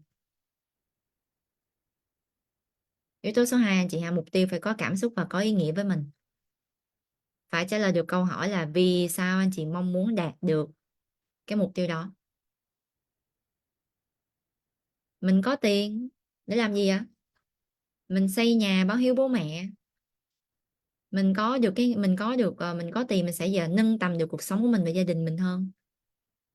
Có những cái nguồn dinh dưỡng, nguồn thức ăn nó gì à? Nó lành mạnh hơn, nó tuyệt vời hơn. Còn lúc trước mình không có tiền thì bao nhiêu món ăn ở đâu cũng được, rau củ quả cá rồi đó ta bán ngoài chợ, có mua về ăn thôi, không có quan tâm về sức khỏe. Rồi nhà ở sao cũng được, miễn có mái che đầu là được. Vậy thì thôi cũng như không. Các anh chị có thể đưa được cái lý do vì sao anh chị muốn đạt được mục tiêu 30 ngày của mình không? Mục tiêu 30 ngày của tháng 6 nè, anh chị có làm ở chỗ này không?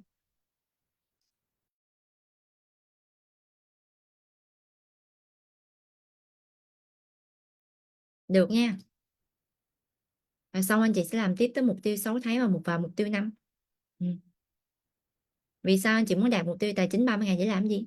Thế có cái số tiền lợi nhuận đó để làm gì? Và nhớ không tập trung vào trả nợ hay thanh toán những hóa đơn. Nói chung là không dành, mặc dù là ok, có một khoản ở trong cái số tiền mà thu nhập lợi nhuận anh chị đạt được trong tháng này sẽ chi trả cho những cái hóa đơn và những cái khoản mà anh chị đang huy động vốn đi, nhưng đừng có đưa vào. Nghe tới đó tự nhiên tiềm thức nó ngán ngang anh chị ơi, nó ngán, nghe ngán luôn rồi. Nó chủ nhân ngoài ngoài những cái điều này ra không có nghĩ được cái điều gì nó ý nghĩa hơn hay sao ấy, nên mình để nó qua một bên anh chị, đừng nhắc nó vào trong cái lý do vì sao mà anh chị muốn đạt mục tiêu. Ví dụ như là giờ là tháng này sinh nhật con mình hoặc là sinh nhật bố mẹ mình sẽ tặng cho bố mẹ mình một cái gì đó. Giờ mình sẽ trả tiền cho mình trước, mình bỏ vào trong cái quỹ tiêu tài chính nè, cái quỹ thịnh vượng của mình, cái quỹ giàu có của mình. Và cái cảm giác mà mình thấy cái quỹ tiền của mình nó ngày càng tăng lên là cảm giác rất là giàu có, bởi vì mình sẽ dùng số tiền này để mang đi đầu tư kinh doanh, làm giàu cho mình, xây dựng một cái sự nghiệp giàu có thịnh vượng, giúp cho gia đình của mình có được một cái cuộc sống tốt hơn. Thế là mình dành dụm một cái số tiền để mình mua một cái ô tô, mình đưa đón con và vợ mình đi học đi làm về. Giờ thời tiết thì nắng thất thường, nắng mưa thất thường, bây giờ một cái xe mà đèo 4 người, hai đứa con, hai vợ chồng mà hết cái xe rồi, ngồi chật ních ở trong cái nhà lụp xụp, cảm xúc không ạ? Bây giờ không nhất thiết là đùng cái là một tháng anh chị mua được đâu, có thể là thu nhập mình nó đang tăng lên, nhưng mà mình tích lũy nhiều tháng, cộng với cái việc anh chị học về kinh doanh đi, vào trong nhóm rèn luyện nè, anh chị được học về kinh doanh nè, học về bán hàng nè, học về những cái xu hướng kinh doanh, anh chị sẽ gia tăng được thu nhập của mình lên theo năm tháng, theo ngày tháng năm. Thì rồi một ngày đó tới ngày nào đó nó cũng sẽ đạt được cái mục tiêu mua nhà mua xe thôi, miễn là mình có được cái lộ trình mình đi thì nó sẽ tới anh chị nha. Mình phải tích lũy chứ, chứ mình đụng cái là bây giờ chị ước là có nhà có xe luôn. Vì sao anh chị phải có cái lý do và cái mục tiêu đó phải có ý nghĩa với anh chị, bởi vì để những lúc mà chúng ta tính bỏ cuộc anh chị, tính dừng lại thì chúng ta nhớ tới lý do mà chúng ta bắt đầu. Và anh chị nên nhớ nè, là chúng ta đang và đã muốn thoát ra cuộc sống mà chúng ta đang đang sống, đang muốn thoát ra mà tự nhiên bỏ cuộc thì có phải quay về với cuộc sống mà chúng ta đã từng muốn thoát ra không? Các anh chị muốn quay lại không? Muốn quay lại với cuộc sống mà các anh chị là đang đang và đã từng muốn thoát ra không? Yes. Vậy thì cái từ mà bỏ cuộc á là không có trong từ điển của mình anh chị nha. Nếu mệt thì nghỉ ngơi, relax một hôm. Lúc đó anh chị hãy bắt đầu gì ạ?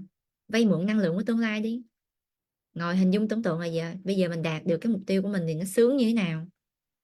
Trong lúc nghỉ ngơi nhưng vẫn giờ vẫn nghĩ tới mục tiêu của mình đi, vẫn nghĩ tới kết quả đi. Và anh chị nhớ này, không có tuổi già á, nó chỉ đến khi mà chúng ta không còn ước mơ hoài bão thôi. Còn anh chị nhìn đi, bác Donald Trump nó 70 tuổi, hơn 70 tuổi rồi vẫn đang tranh cử tổng thống kìa. Rồi bác Warren Buffett anh chị hơn 92 tuổi rồi, vẫn đang làm việc học tập mỗi ngày mà. Bởi vì lý do của họ anh chị thành công rất là lớn. Cái lý do đằng sau cái sự thành công của họ là rất là ý nghĩa với họ luôn anh chị. Cho nên là tuổi tác không thành vấn đề với họ đâu. Tại vì mục tiêu của họ có ý nghĩa với họ, thành ra là họ làm việc với một cái năng lượng rất là cao, nhiệt huyết, tập trung, nhất quán. Còn khi mục tiêu của chúng ta không có ý nghĩa gì nha, nó sẽ dẫn tới cái chuyện là chúng ta sẽ rất là dễ dàng bỏ cuộc. Mục tiêu của mình mà nó không có cảm xúc với mình, nó không có ý nghĩa với mình ấy, thì khi mà anh chị gặp một cái thử thách ấy là anh chị bỏ cuộc luôn. Và khi mà mục tiêu không có ý nghĩa với mình nha, không có cảm xúc với mình, thì nó sẽ không thúc đẩy cái sự hành động của chúng ta. Tại vì suy nghĩ thì tạo ra cảm xúc, mà cảm xúc thì tạo ra hành động, hành động mới tạo ra kết quả. Mà bây giờ chỗ suy nghĩ và cảm xúc là coi như chơi rồi, chơi chọi rồi, không có một chút cái cảm xúc nào hết thì hành động làm sao mà nổi nữa. Không hành động nổi đâu anh chị. Nên anh chị hãy xoáy sâu vào cái chuyện là vì sao anh chị phải trở nên thành công và giàu có, vì sao mình phải tự do tài chính trước năm mình 30 tuổi hay là bao nhiêu tuổi đó.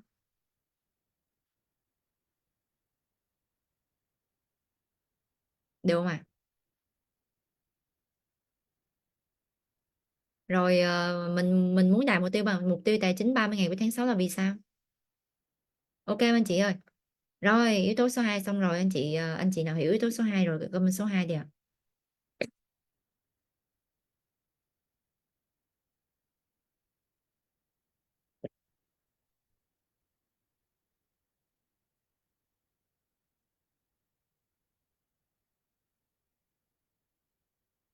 Rồi yếu tố số 3 anh chị ha. Đặt mục tiêu ở thì hiện tại và sống như thể đã đạt được rồi. Đặt mục tiêu ở thì hiện tại và sống như thể đã đạt được rồi. Với tiềm thức và luật hấp dẫn thì không có ngày mai nha, không có tương lai, chỉ có ngay bây giờ lúc này thôi. Và tiềm thức của anh chị thì không phân biệt được đâu là hình ảnh trong tâm trí và đâu là hình ảnh bên ngoài đời thực.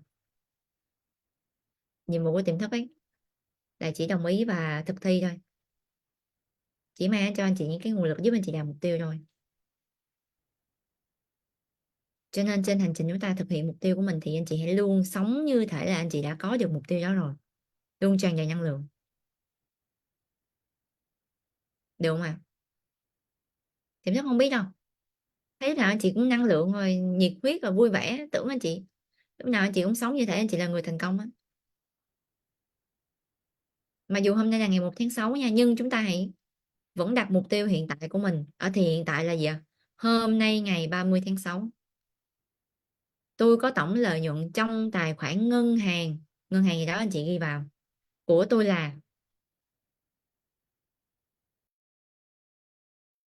Được không ạ? Anh chị hiểu cái chỗ thì hiện tại và sống như thể đã đạt được rồi chưa? Tại vì đối với tiềm thức là không phân biệt được hiện tại cái gì trong tâm trí với cái gì bên ngoài đâu nha. Anh chị biết không, cái sự thành công của chúng ta nó chỉ là một cái trò chơi trong tâm trí thôi. Ai mà chơi trò chơi bên trong trong tâm trí mà tốt nè, vẽ vời nha, bức tranh đồ hoành tráng nè, là anh chị hiểu là anh chị sẽ có nó bên ngoài đó, nếu anh chị vẫn kiên trì tiếp tục vẽ cái bức tranh đó. Tiềm thức không phân biệt được. Được không ạ? Rồi xong yếu tố số 3 nha. Hôm nay ngày 31 tháng hôm nay ngày tôi nhầm, hôm nay ngày 30 tháng 6 anh chị, tôi có tổng lợi nhuận hay tổng thu nhập gì đó trong tài khoản ngân hàng Techcombank của tôi là, tùy anh chị ngân hàng gì, tôi ngân hàng Techcombank thì anh chị thay cái ngân hàng anh chị vào. Tổng thu nhập, tổng lợi nhuận hay tiền mặt gì đó tùy anh chị ha, tôi hay nhận tiền vào tài khoản mà. Rồi yếu tố số 3 xong chưa anh chị nào hiểu yếu tố số 3 rồi comment số 3 đi ạ.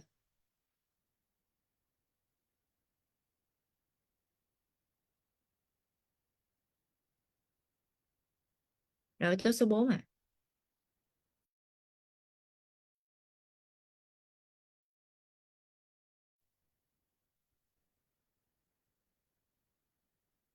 là chúng ta cần phải trung bình cộng lợi nhuận 2 tháng gần nhất. Trung bình cộng lợi nhuận 2 tháng gần nhất nha. Và chúng ta nhân lên 1,2 hoặc nhân cho 2.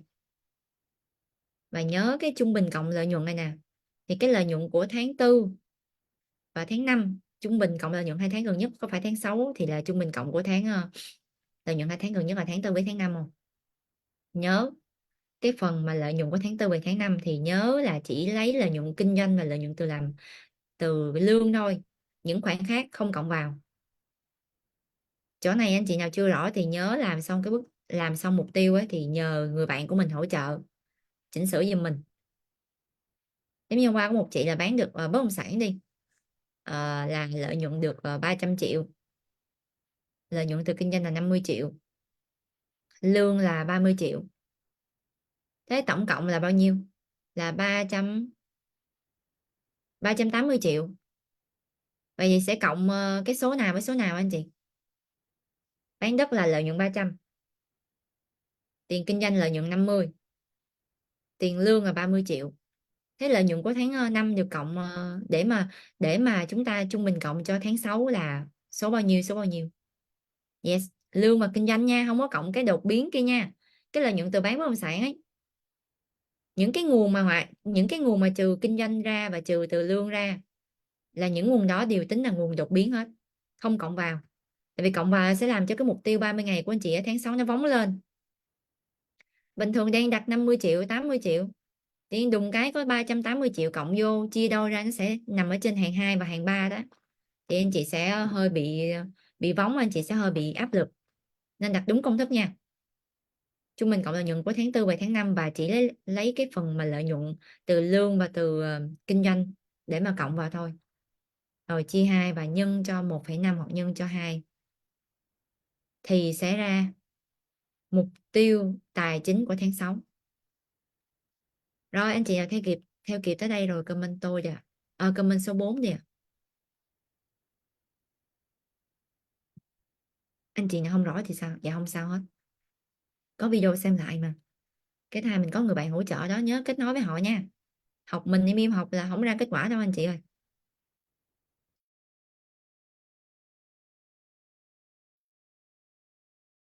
Rồi, yếu tố số 5 là chịu trách nhiệm 100% với mục tiêu của mình.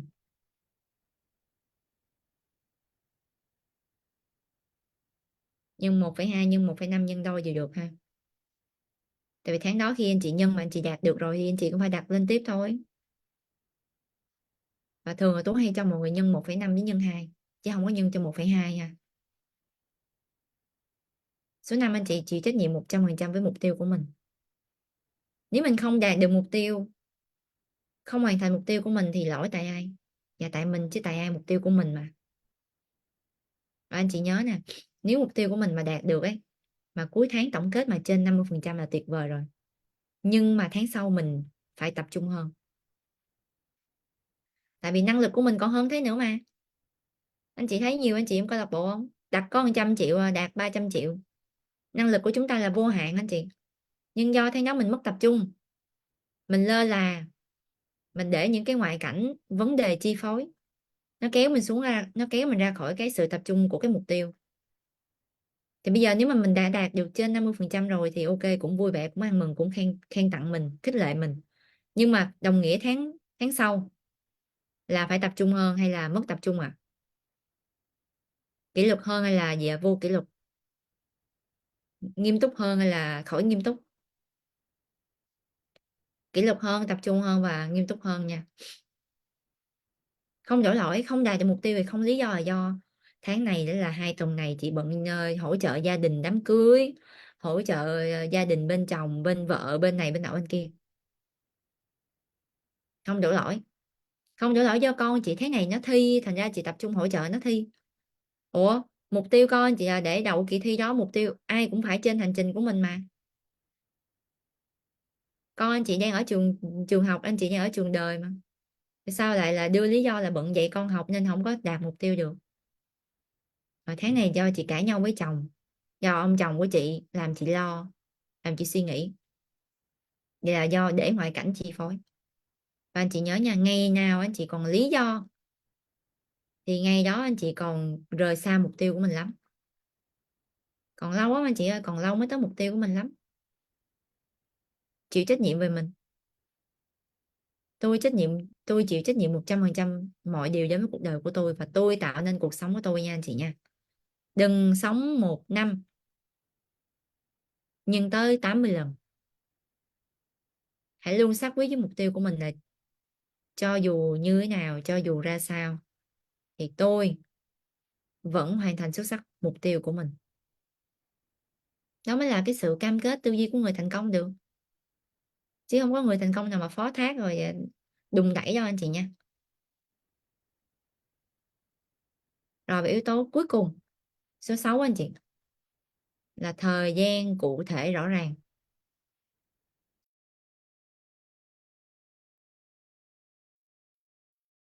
Phải có thời gian nha anh chị, mà không có thời gian không có deadline á trượt dài luôn.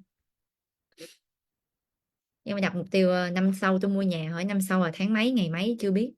Cứ nói năm sau là năm khi nào mua được thì tôi thông báo, ăn mừng ăn tân gia. Và năm sau của 10 năm tới. Không, anh chị phải có deadline nha anh chị, đồng ý với tôi là khi anh chị làm việc đi anh chị có deadline á thì tự dưng là anh chị tập trung hơn không. Anh chị có được cái khả năng gọi là tự thúc mong mình đẩy, tự thúc đẩy mình, tự thúc mong mình chạy không à. Nếu mà anh chị đi làm đấy, deadline là ngày mai. Để ví dụ deadline là tuần sau đi, tuần này vẫn còn chơi lắm, 2 ngày mà trước ngày deadline đi là coi như là mất hút luôn anh chị ha. Coi như làm mà chạy không ai bằng mình luôn á. Ừ. Nên anh chị phải có thời gian cụ thể nha. Và chúng ta sẽ đặt theo cái cú pháp như sau. Hôm nay ngày 30 tháng 6 2024, tôi có tổng lợi nhuận hay là tổng thu nhập trong tài khoản ngân hàng chấm chấm chấm, ngân hàng này đó anh chị ghi vào, của tôi là cái lợi nhuận bao nhiêu ấy, thì anh chị lấy cái số 4 ở trên ấy, cái kết quả của số 4 ở trên ấy, yếu tố số 4 ấy, bơi xuống đặt vô trong đó. Yếu tố số 4 là trung bình cộng lợi nhuận 2 tháng gần nhất nè, nhân cho 1,5 hoặc nhân 2 rồi bơi xuống tới đây. Anh chị ra được con số của mình chưa? Anh chị nào chưa ra thì mình phải xem là cái nội dung mà tổng kết thành công. Còn nếu mình làm người mới thì sao? Dạ vâng, liên hệ người bạn của mình để được hỗ trợ.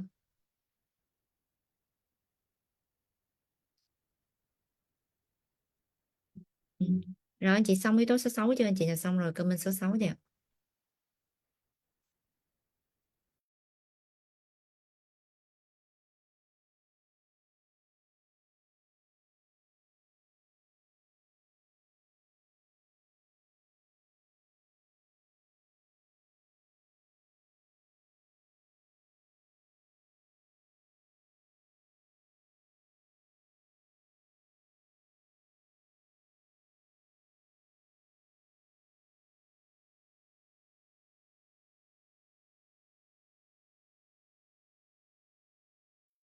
Rồi cái cách để chúng ta viết bức tranh mục tiêu 30 ngày nè anh chị. Chúng ta phải viết cái bức tranh mục tiêu 30 ngày ấy là một cái hình ảnh. Đó là anh chị phải nhìn thấy là trời, trung bình cộng là chia hai rồi chị ơi. Có chị hỏi trung bình cộng là có cần chia hai nữa không em?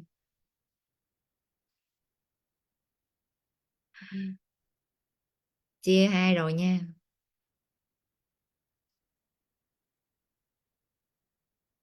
Được không ạ? Rồi, alo anh chị nghe tôi nói rõ không?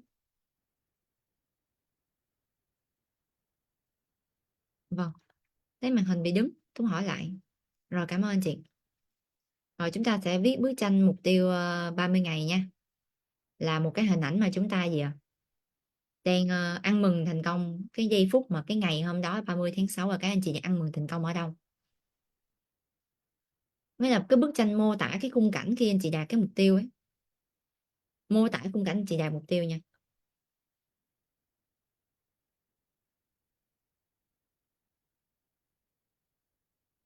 Thì ngày 30 tháng 6 anh chị đang ở đâu? Ở với ai? lúc đó là mấy giờ, và nên chọn khung giờ buổi sáng hoặc buổi chiều nha, lúc nào năng lượng, đừng chọn buổi tối hù anh chị. Hôm nay ngày 30 tháng 6, bây giờ là 21 giờ tối, thấy là thấy hình dung mà thấy hơi tối rồi đó. Đã hình dung đen dễ mà còn viết bức tranh buổi tối nữa. Viết ban ngày nha, được thì viết buổi sáng sớm anh chị, năng lượng lên. Rồi anh chị đang mặc quần áo màu gì, và cái người mà đang ở anh chị đang ở cùng họ mặc quần áo màu gì, trang phục gì. Rồi năm giác quan của mình ấy là gì ạ? Mắt anh chị thấy cái gì, tai anh chị nghe cái gì, mũi anh chị ngửi được mùi gì, miệng anh chị nếm được vị gì. Ừ. Rồi anh chị đang có cảm xúc như thế nào, cái là cái cảm nhận của mình ấy, là cơn gió nè thổi nhẹ qua nè, làm bay bay mái tóc của tôi nè, lướt qua mái tóc của tôi nè, tôi cảm nhận được cái cơn gió nhẹ nhẹ, chờ xe xe lạnh, đó là cái cảm giác của mình đó anh chị. Và anh chị nhớ là nên chọn những địa điểm ăn mừng thành công, là những cái nơi mà chúng ta đã lui tới rồi, nó phải có trong tâm trí rồi thì mới vẽ ra được. Chứ nhiều anh chị viết bức tranh mục tiêu 30 ngày mà vẽ ăn mừng thành công cho bên Nhật Bản ấy. Hôm bữa có anh hỏi Tú, anh mê cái nhà hàng này lắm, anh viết bức tranh ăn mừng thành công, anh ăn mừng thành công ở cái nhà hàng là được không, tôi bảo anh tới đó bao giờ chưa, mà không lẽ là chưa bao giờ tới đó là sao viết được nha. Nên chọn cái nơi mà anh chị hay lưu tới và nó có cảm xúc với mình. Còn nếu mà anh chị muốn chọn đến cái nơi mà mới đi thì anh chị phải đến đó luôn đi, ngồi đó nhâm nhi ly cà phê hoặc là ăn một cái món ăn nếu mà là nhà hàng. Còn nếu mà là quán cà phê thì đến đó nhâm nhi ly cà phê, rồi nhìn ngắm xung quanh cái quang cảnh đi, rồi về in dấu cái mục tiêu vào, đúng không? In dấu cái hình ảnh đó rồi về viết bức tranh vô. Không, mình nên chọn địa điểm mà chúng ta hay lui tới mà nó sang trọng nha, đừng có ăn mừng thành công ở quán lề đường rồi hủ tiếu gõ rồi ốc 25.000 nha, rồi trà chanh cà phê đồ, nghe thấy là thấy là không có được sang chảnh rồi đó, nói chung là bức tranh chưa cảm xúc lắm. Và anh chị nên mặc những bộ đồ màu nổi xíu, đỏ xanh tím vàng gì đó, đừng mặc mấy màu nhờ nhờ nha, hình dung nó mờ lắm. Được chưa anh chị ơi? Đó, rồi anh chị thấy là giờ anh chị đang ngồi với chồng mình, ngồi để cùng nhau ngồi nhâm nhi lên một một ly nước nè, vị trí đó anh chị đang nhâm nhi, cùng nhau kể về những cái thành công mà mình hai vợ chồng đã những cái điều hai vợ chồng đã cùng nhau đi qua trong 2 quý vừa qua của của năm 2024, đang cười nói rất vui vẻ. Thì và tôi nhìn quang cảnh xung quanh gì ạ, tiếng nhạc piano, du dương, không gian trong nhà hàng này thật là tuyệt vời, ấm áp ấm cúng. Rồi giờ mình nhìn thấy gì ạ? Mình nhìn rồi xong rồi tới mình cảm nhận ly cappuccino gì đó, hay là ly cà phê, hay là ly cocktail đó. Rồi sao nữa, miệng rồi, mắt rồi, tai nghe rồi, ngửi thấy gì nữa, ngửi thấy mùi nước hoa, hay là mùi hoa, hay là mùi hoa ở trong cái nhà hàng đó là tùy anh chị ha. Rồi cảm nhận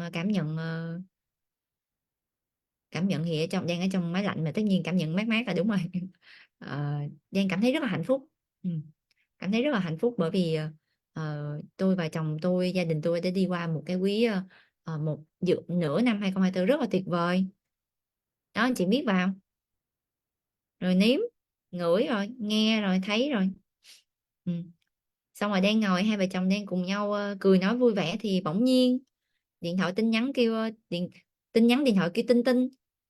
Tôi bấm vào tôi thấy gì tin nhắn tài khoản ngân hàng của tôi cộng vào tài khoản là bao nhiêu tiền lợi nhuận anh chị đó. Và anh chị ăn mừng thành công với chồng, nó ôi chồng ơi em đã đạt mục tiêu tài chính 30 ngày tháng 6 rồi, siêu tuyệt vời siêu vi diệu. Tôi có bức tranh mẫu anh chị yên tâm nha, xíu anh chị sẽ nhận được bức tranh mẫu từ vị trưởng nhóm, từ những người bạn của mình, được không anh chị ơi, từ những người bạn của mình đó. Tại anh chị thấy là tiền cộng với tài khoản nè, anh chị bắt đầu đẩy cảm xúc vào. Tôi hai phai với chồng, rồi tôi và chồng gì nắm tay nhau, đừng có hét nha anh chị ơi, đang trong nhà hàng mà hét lên thì người ta giật mình đấy. Chỉ cái nắm tay nhau thôi, và tôi nói với chồng rằng là dạ, buổi hôm nay em mời cả nhà mình hay là mời chồng luôn đó, mời anh là tối nay chúng ta sẽ cùng nhau làm một bữa ăn tối tại một cái nhà hàng ở đó, ví dụ như thế. Mình phải biết địa điểm mình ăn mừng ở đâu mình mới nhảy lên chứ. Đang ăn mừng ở nhà hàng 5 sao nhảy lên rồi la làng lên người ta hết hồn. Xong anh chị phải đọc to tên mình lên, anh chị cảm ơn tỉnh thất, cảm ơn vũ trụ, cảm ơn câu lạc bộ, cảm ơn quý nhân của mình là ai đó, cảm ơn những người bạn đã hỗ trợ mình, cảm ơn tỉnh thất của mình. Trời ơi, tôi Tú siêu tuyệt vời luôn, Tú siêu đỉnh, Tú siêu tài giỏi. Rồi nó, cảm ơn chồng của tôi luôn tin tưởng yêu thương và động viên khích lệ tôi, cảm ơn con của tôi, những thiên tài luôn ngoan ngoãn để mẹ có thể giờ ờ, phát triển trong cái hành trình ờ, đạt được những mục tiêu của mình. Đấy, cái phần cuối là phần cảm ơn biết ơn anh chị. Được chưa, anh chị nắm rõ chưa? Rồi sau đó anh chị thấy chồng anh chị nói gì với anh chị, họ nói gì, để mà khi mà họ nói vào thì mình sẽ đẩy cảm xúc mình cao lên nữa nha. Chúng ta phải miêu tả đầy đủ chi tiết như vậy đó anh chị, thì khi anh chị nhắm mắt lại anh chị mới hình dung ra được bức tranh được. Nó càng cảm xúc bao nhiêu là anh chị nhắm mắt lại anh chị sẽ càng dễ hình dung bấy nhiêu. Và bức tranh đó, cái nơi anh chị hình dung ấy, cái nơi mà anh chị viết vào bức tranh là cái nơi anh chị hay lui tới mà sao mà không hình dung được chứ. Cái gì mà có trong tâm trí anh chị rồi là đều hình dung được hết. Anh chị rõ chỗ này không?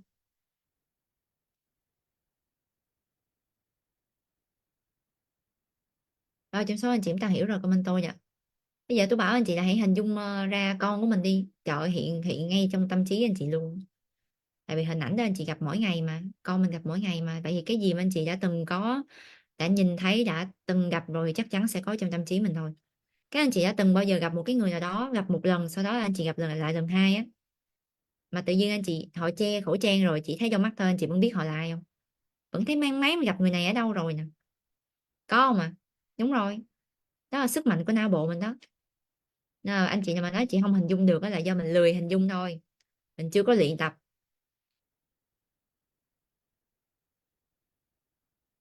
Ừ. Mình chưa có luyện tập mà mình nhắm mắt lại mình chưa ra cái gì hết trơn, chưa kịp sử dụng sức mạnh não bộ, chưa sử dụng sức mạnh của việc hình dung tưởng tượng mà mắt ra chị không hình dung được em ơi, bỏ cuộc ngay từ đầu rồi. Và anh chị phải ráo định là mình hình dung được nha, chứ chưa kịp hình dung là đã thua từ trong tâm trí rồi, coi như chịu chứ sao. Bây giờ tiền rồi về chồng mình về con mình không hình dung được thì mình hình dung được cái gì đây? Những cái người mà thân thiết nhất là sát rạc với mình nhất mà mình hình dung không được nữa. Tôi nói với anh chị mà tôi ngồi tôi hình dung ở trong tâm trí mình thôi cũng nổi da gà nữa. Ừ. Và mình tập thôi anh chị ha, không sao đâu, mình tập từ những cái điều đơn giản, hình dung từ những cái điều nhỏ nhỏ nhỏ nhỏ xong rồi bắt đầu tăng dần cường độ lên. Nhìn xong rồi nhắm mắt lại hình dung, nhìn nhắm mắt lại hình dung, từ từ sẽ tăng lên. Không, tôi không làm cô giáo viên dạy văn ha. Đúng mà nói này ra anh chị giật mình luôn á, tôi thi văn á, cái năm tôi thi tốt nghiệp trung học phổ thông quốc gia á, là 2 kỳ vô 1 ấy, điểm văn chỉ trên điểm liệt 0,5 thôi. Liệt một điểm liệt là 1 điểm đúng không? Dạ vâng, tôi thi 1,5 điểm anh chị. Chiết thì ngoài xa. Dạ vâng, viết đúng cái mở bài. Nộp giấy ra chứ, học tủ mà, vô tủ đầy anh chị ơi. Học bài sống. Sống ở đầu từ gió, gió bắt đầu từ đâu em cũng không biết nữa. Rồi khi nào ta yêu nhau cuối cùng vô bài chiếc thuyền ngoài xa. Ok chưa anh chị ơi, nói vui xíu ha. Rồi đó là nội dung tối ngày hôm nay, anh chị hình dung được cái bức tranh của mình chưa? Có bài mẫu, anh chị hỏi những người bạn của mình cái bức tranh mẫu nha. Sau đó là ngày mai, bởi vì ngày mai không có Zoom, thành ra nếu mà ngày mai anh chị xong bức tranh 30 ngày rồi, nhắn tin cho người bạn của mình, nói là bạn ơi gửi cho mình, giúp mình cái video chỉnh sửa bức tranh mục tiêu 30 ngày mà bạn Miss Thanh Tú nói ngày hôm qua với. Chứ mà anh chị chờ tôi đến thứ hai là ngày 3 tháng 6 rồi, lâu quá. Làm luôn ngày mai đi, rồi tối ngày mai anh chị ở nhà xem lại cái video chỉnh sửa bức tranh ấy rồi chỉnh luôn. Anh chị làm được không ạ? Làm được cái chỗ này không là tối nay làm bức tranh nè, hoặc ngày mai là bức tranh nè, xong ngày mai xem luôn cái video hướng dẫn chỉnh sửa bức tranh để tự chỉnh cho mình nha. Rồi xong rồi gửi những người bạn của mình hỗ trợ chỉnh lần nữa. Rồi thứ hai là sẽ học những cái nội dung tiếp theo để mà mình thu hút nguồn lực nha. Ok, được luôn. Làm sớm là làm càng sớm càng tốt. Rồi rất là cảm ơn tất cả anh chị đồng hành cùng Tú và câu lạc bộ trong buổi tối hôm nay nha. Chúc tất cả chúng ta có một cái tháng xấu tràn đầy năng lượng, thành công, giàu có, hạnh phúc, cái mạnh trong bạn. Và chúc cho tất cả chúng ta có một cái tháng 6 thành công rực rỡ, đầy phép màu và những điều kỳ diệu tuyệt vời sẽ đến với chúng ta nha. Rồi, cảm ơn anh chị. Xin chào tất cả anh chị vào những cái buổi Zoom tiếp theo của câu lạc bộ. Yes, bye bye, I love you.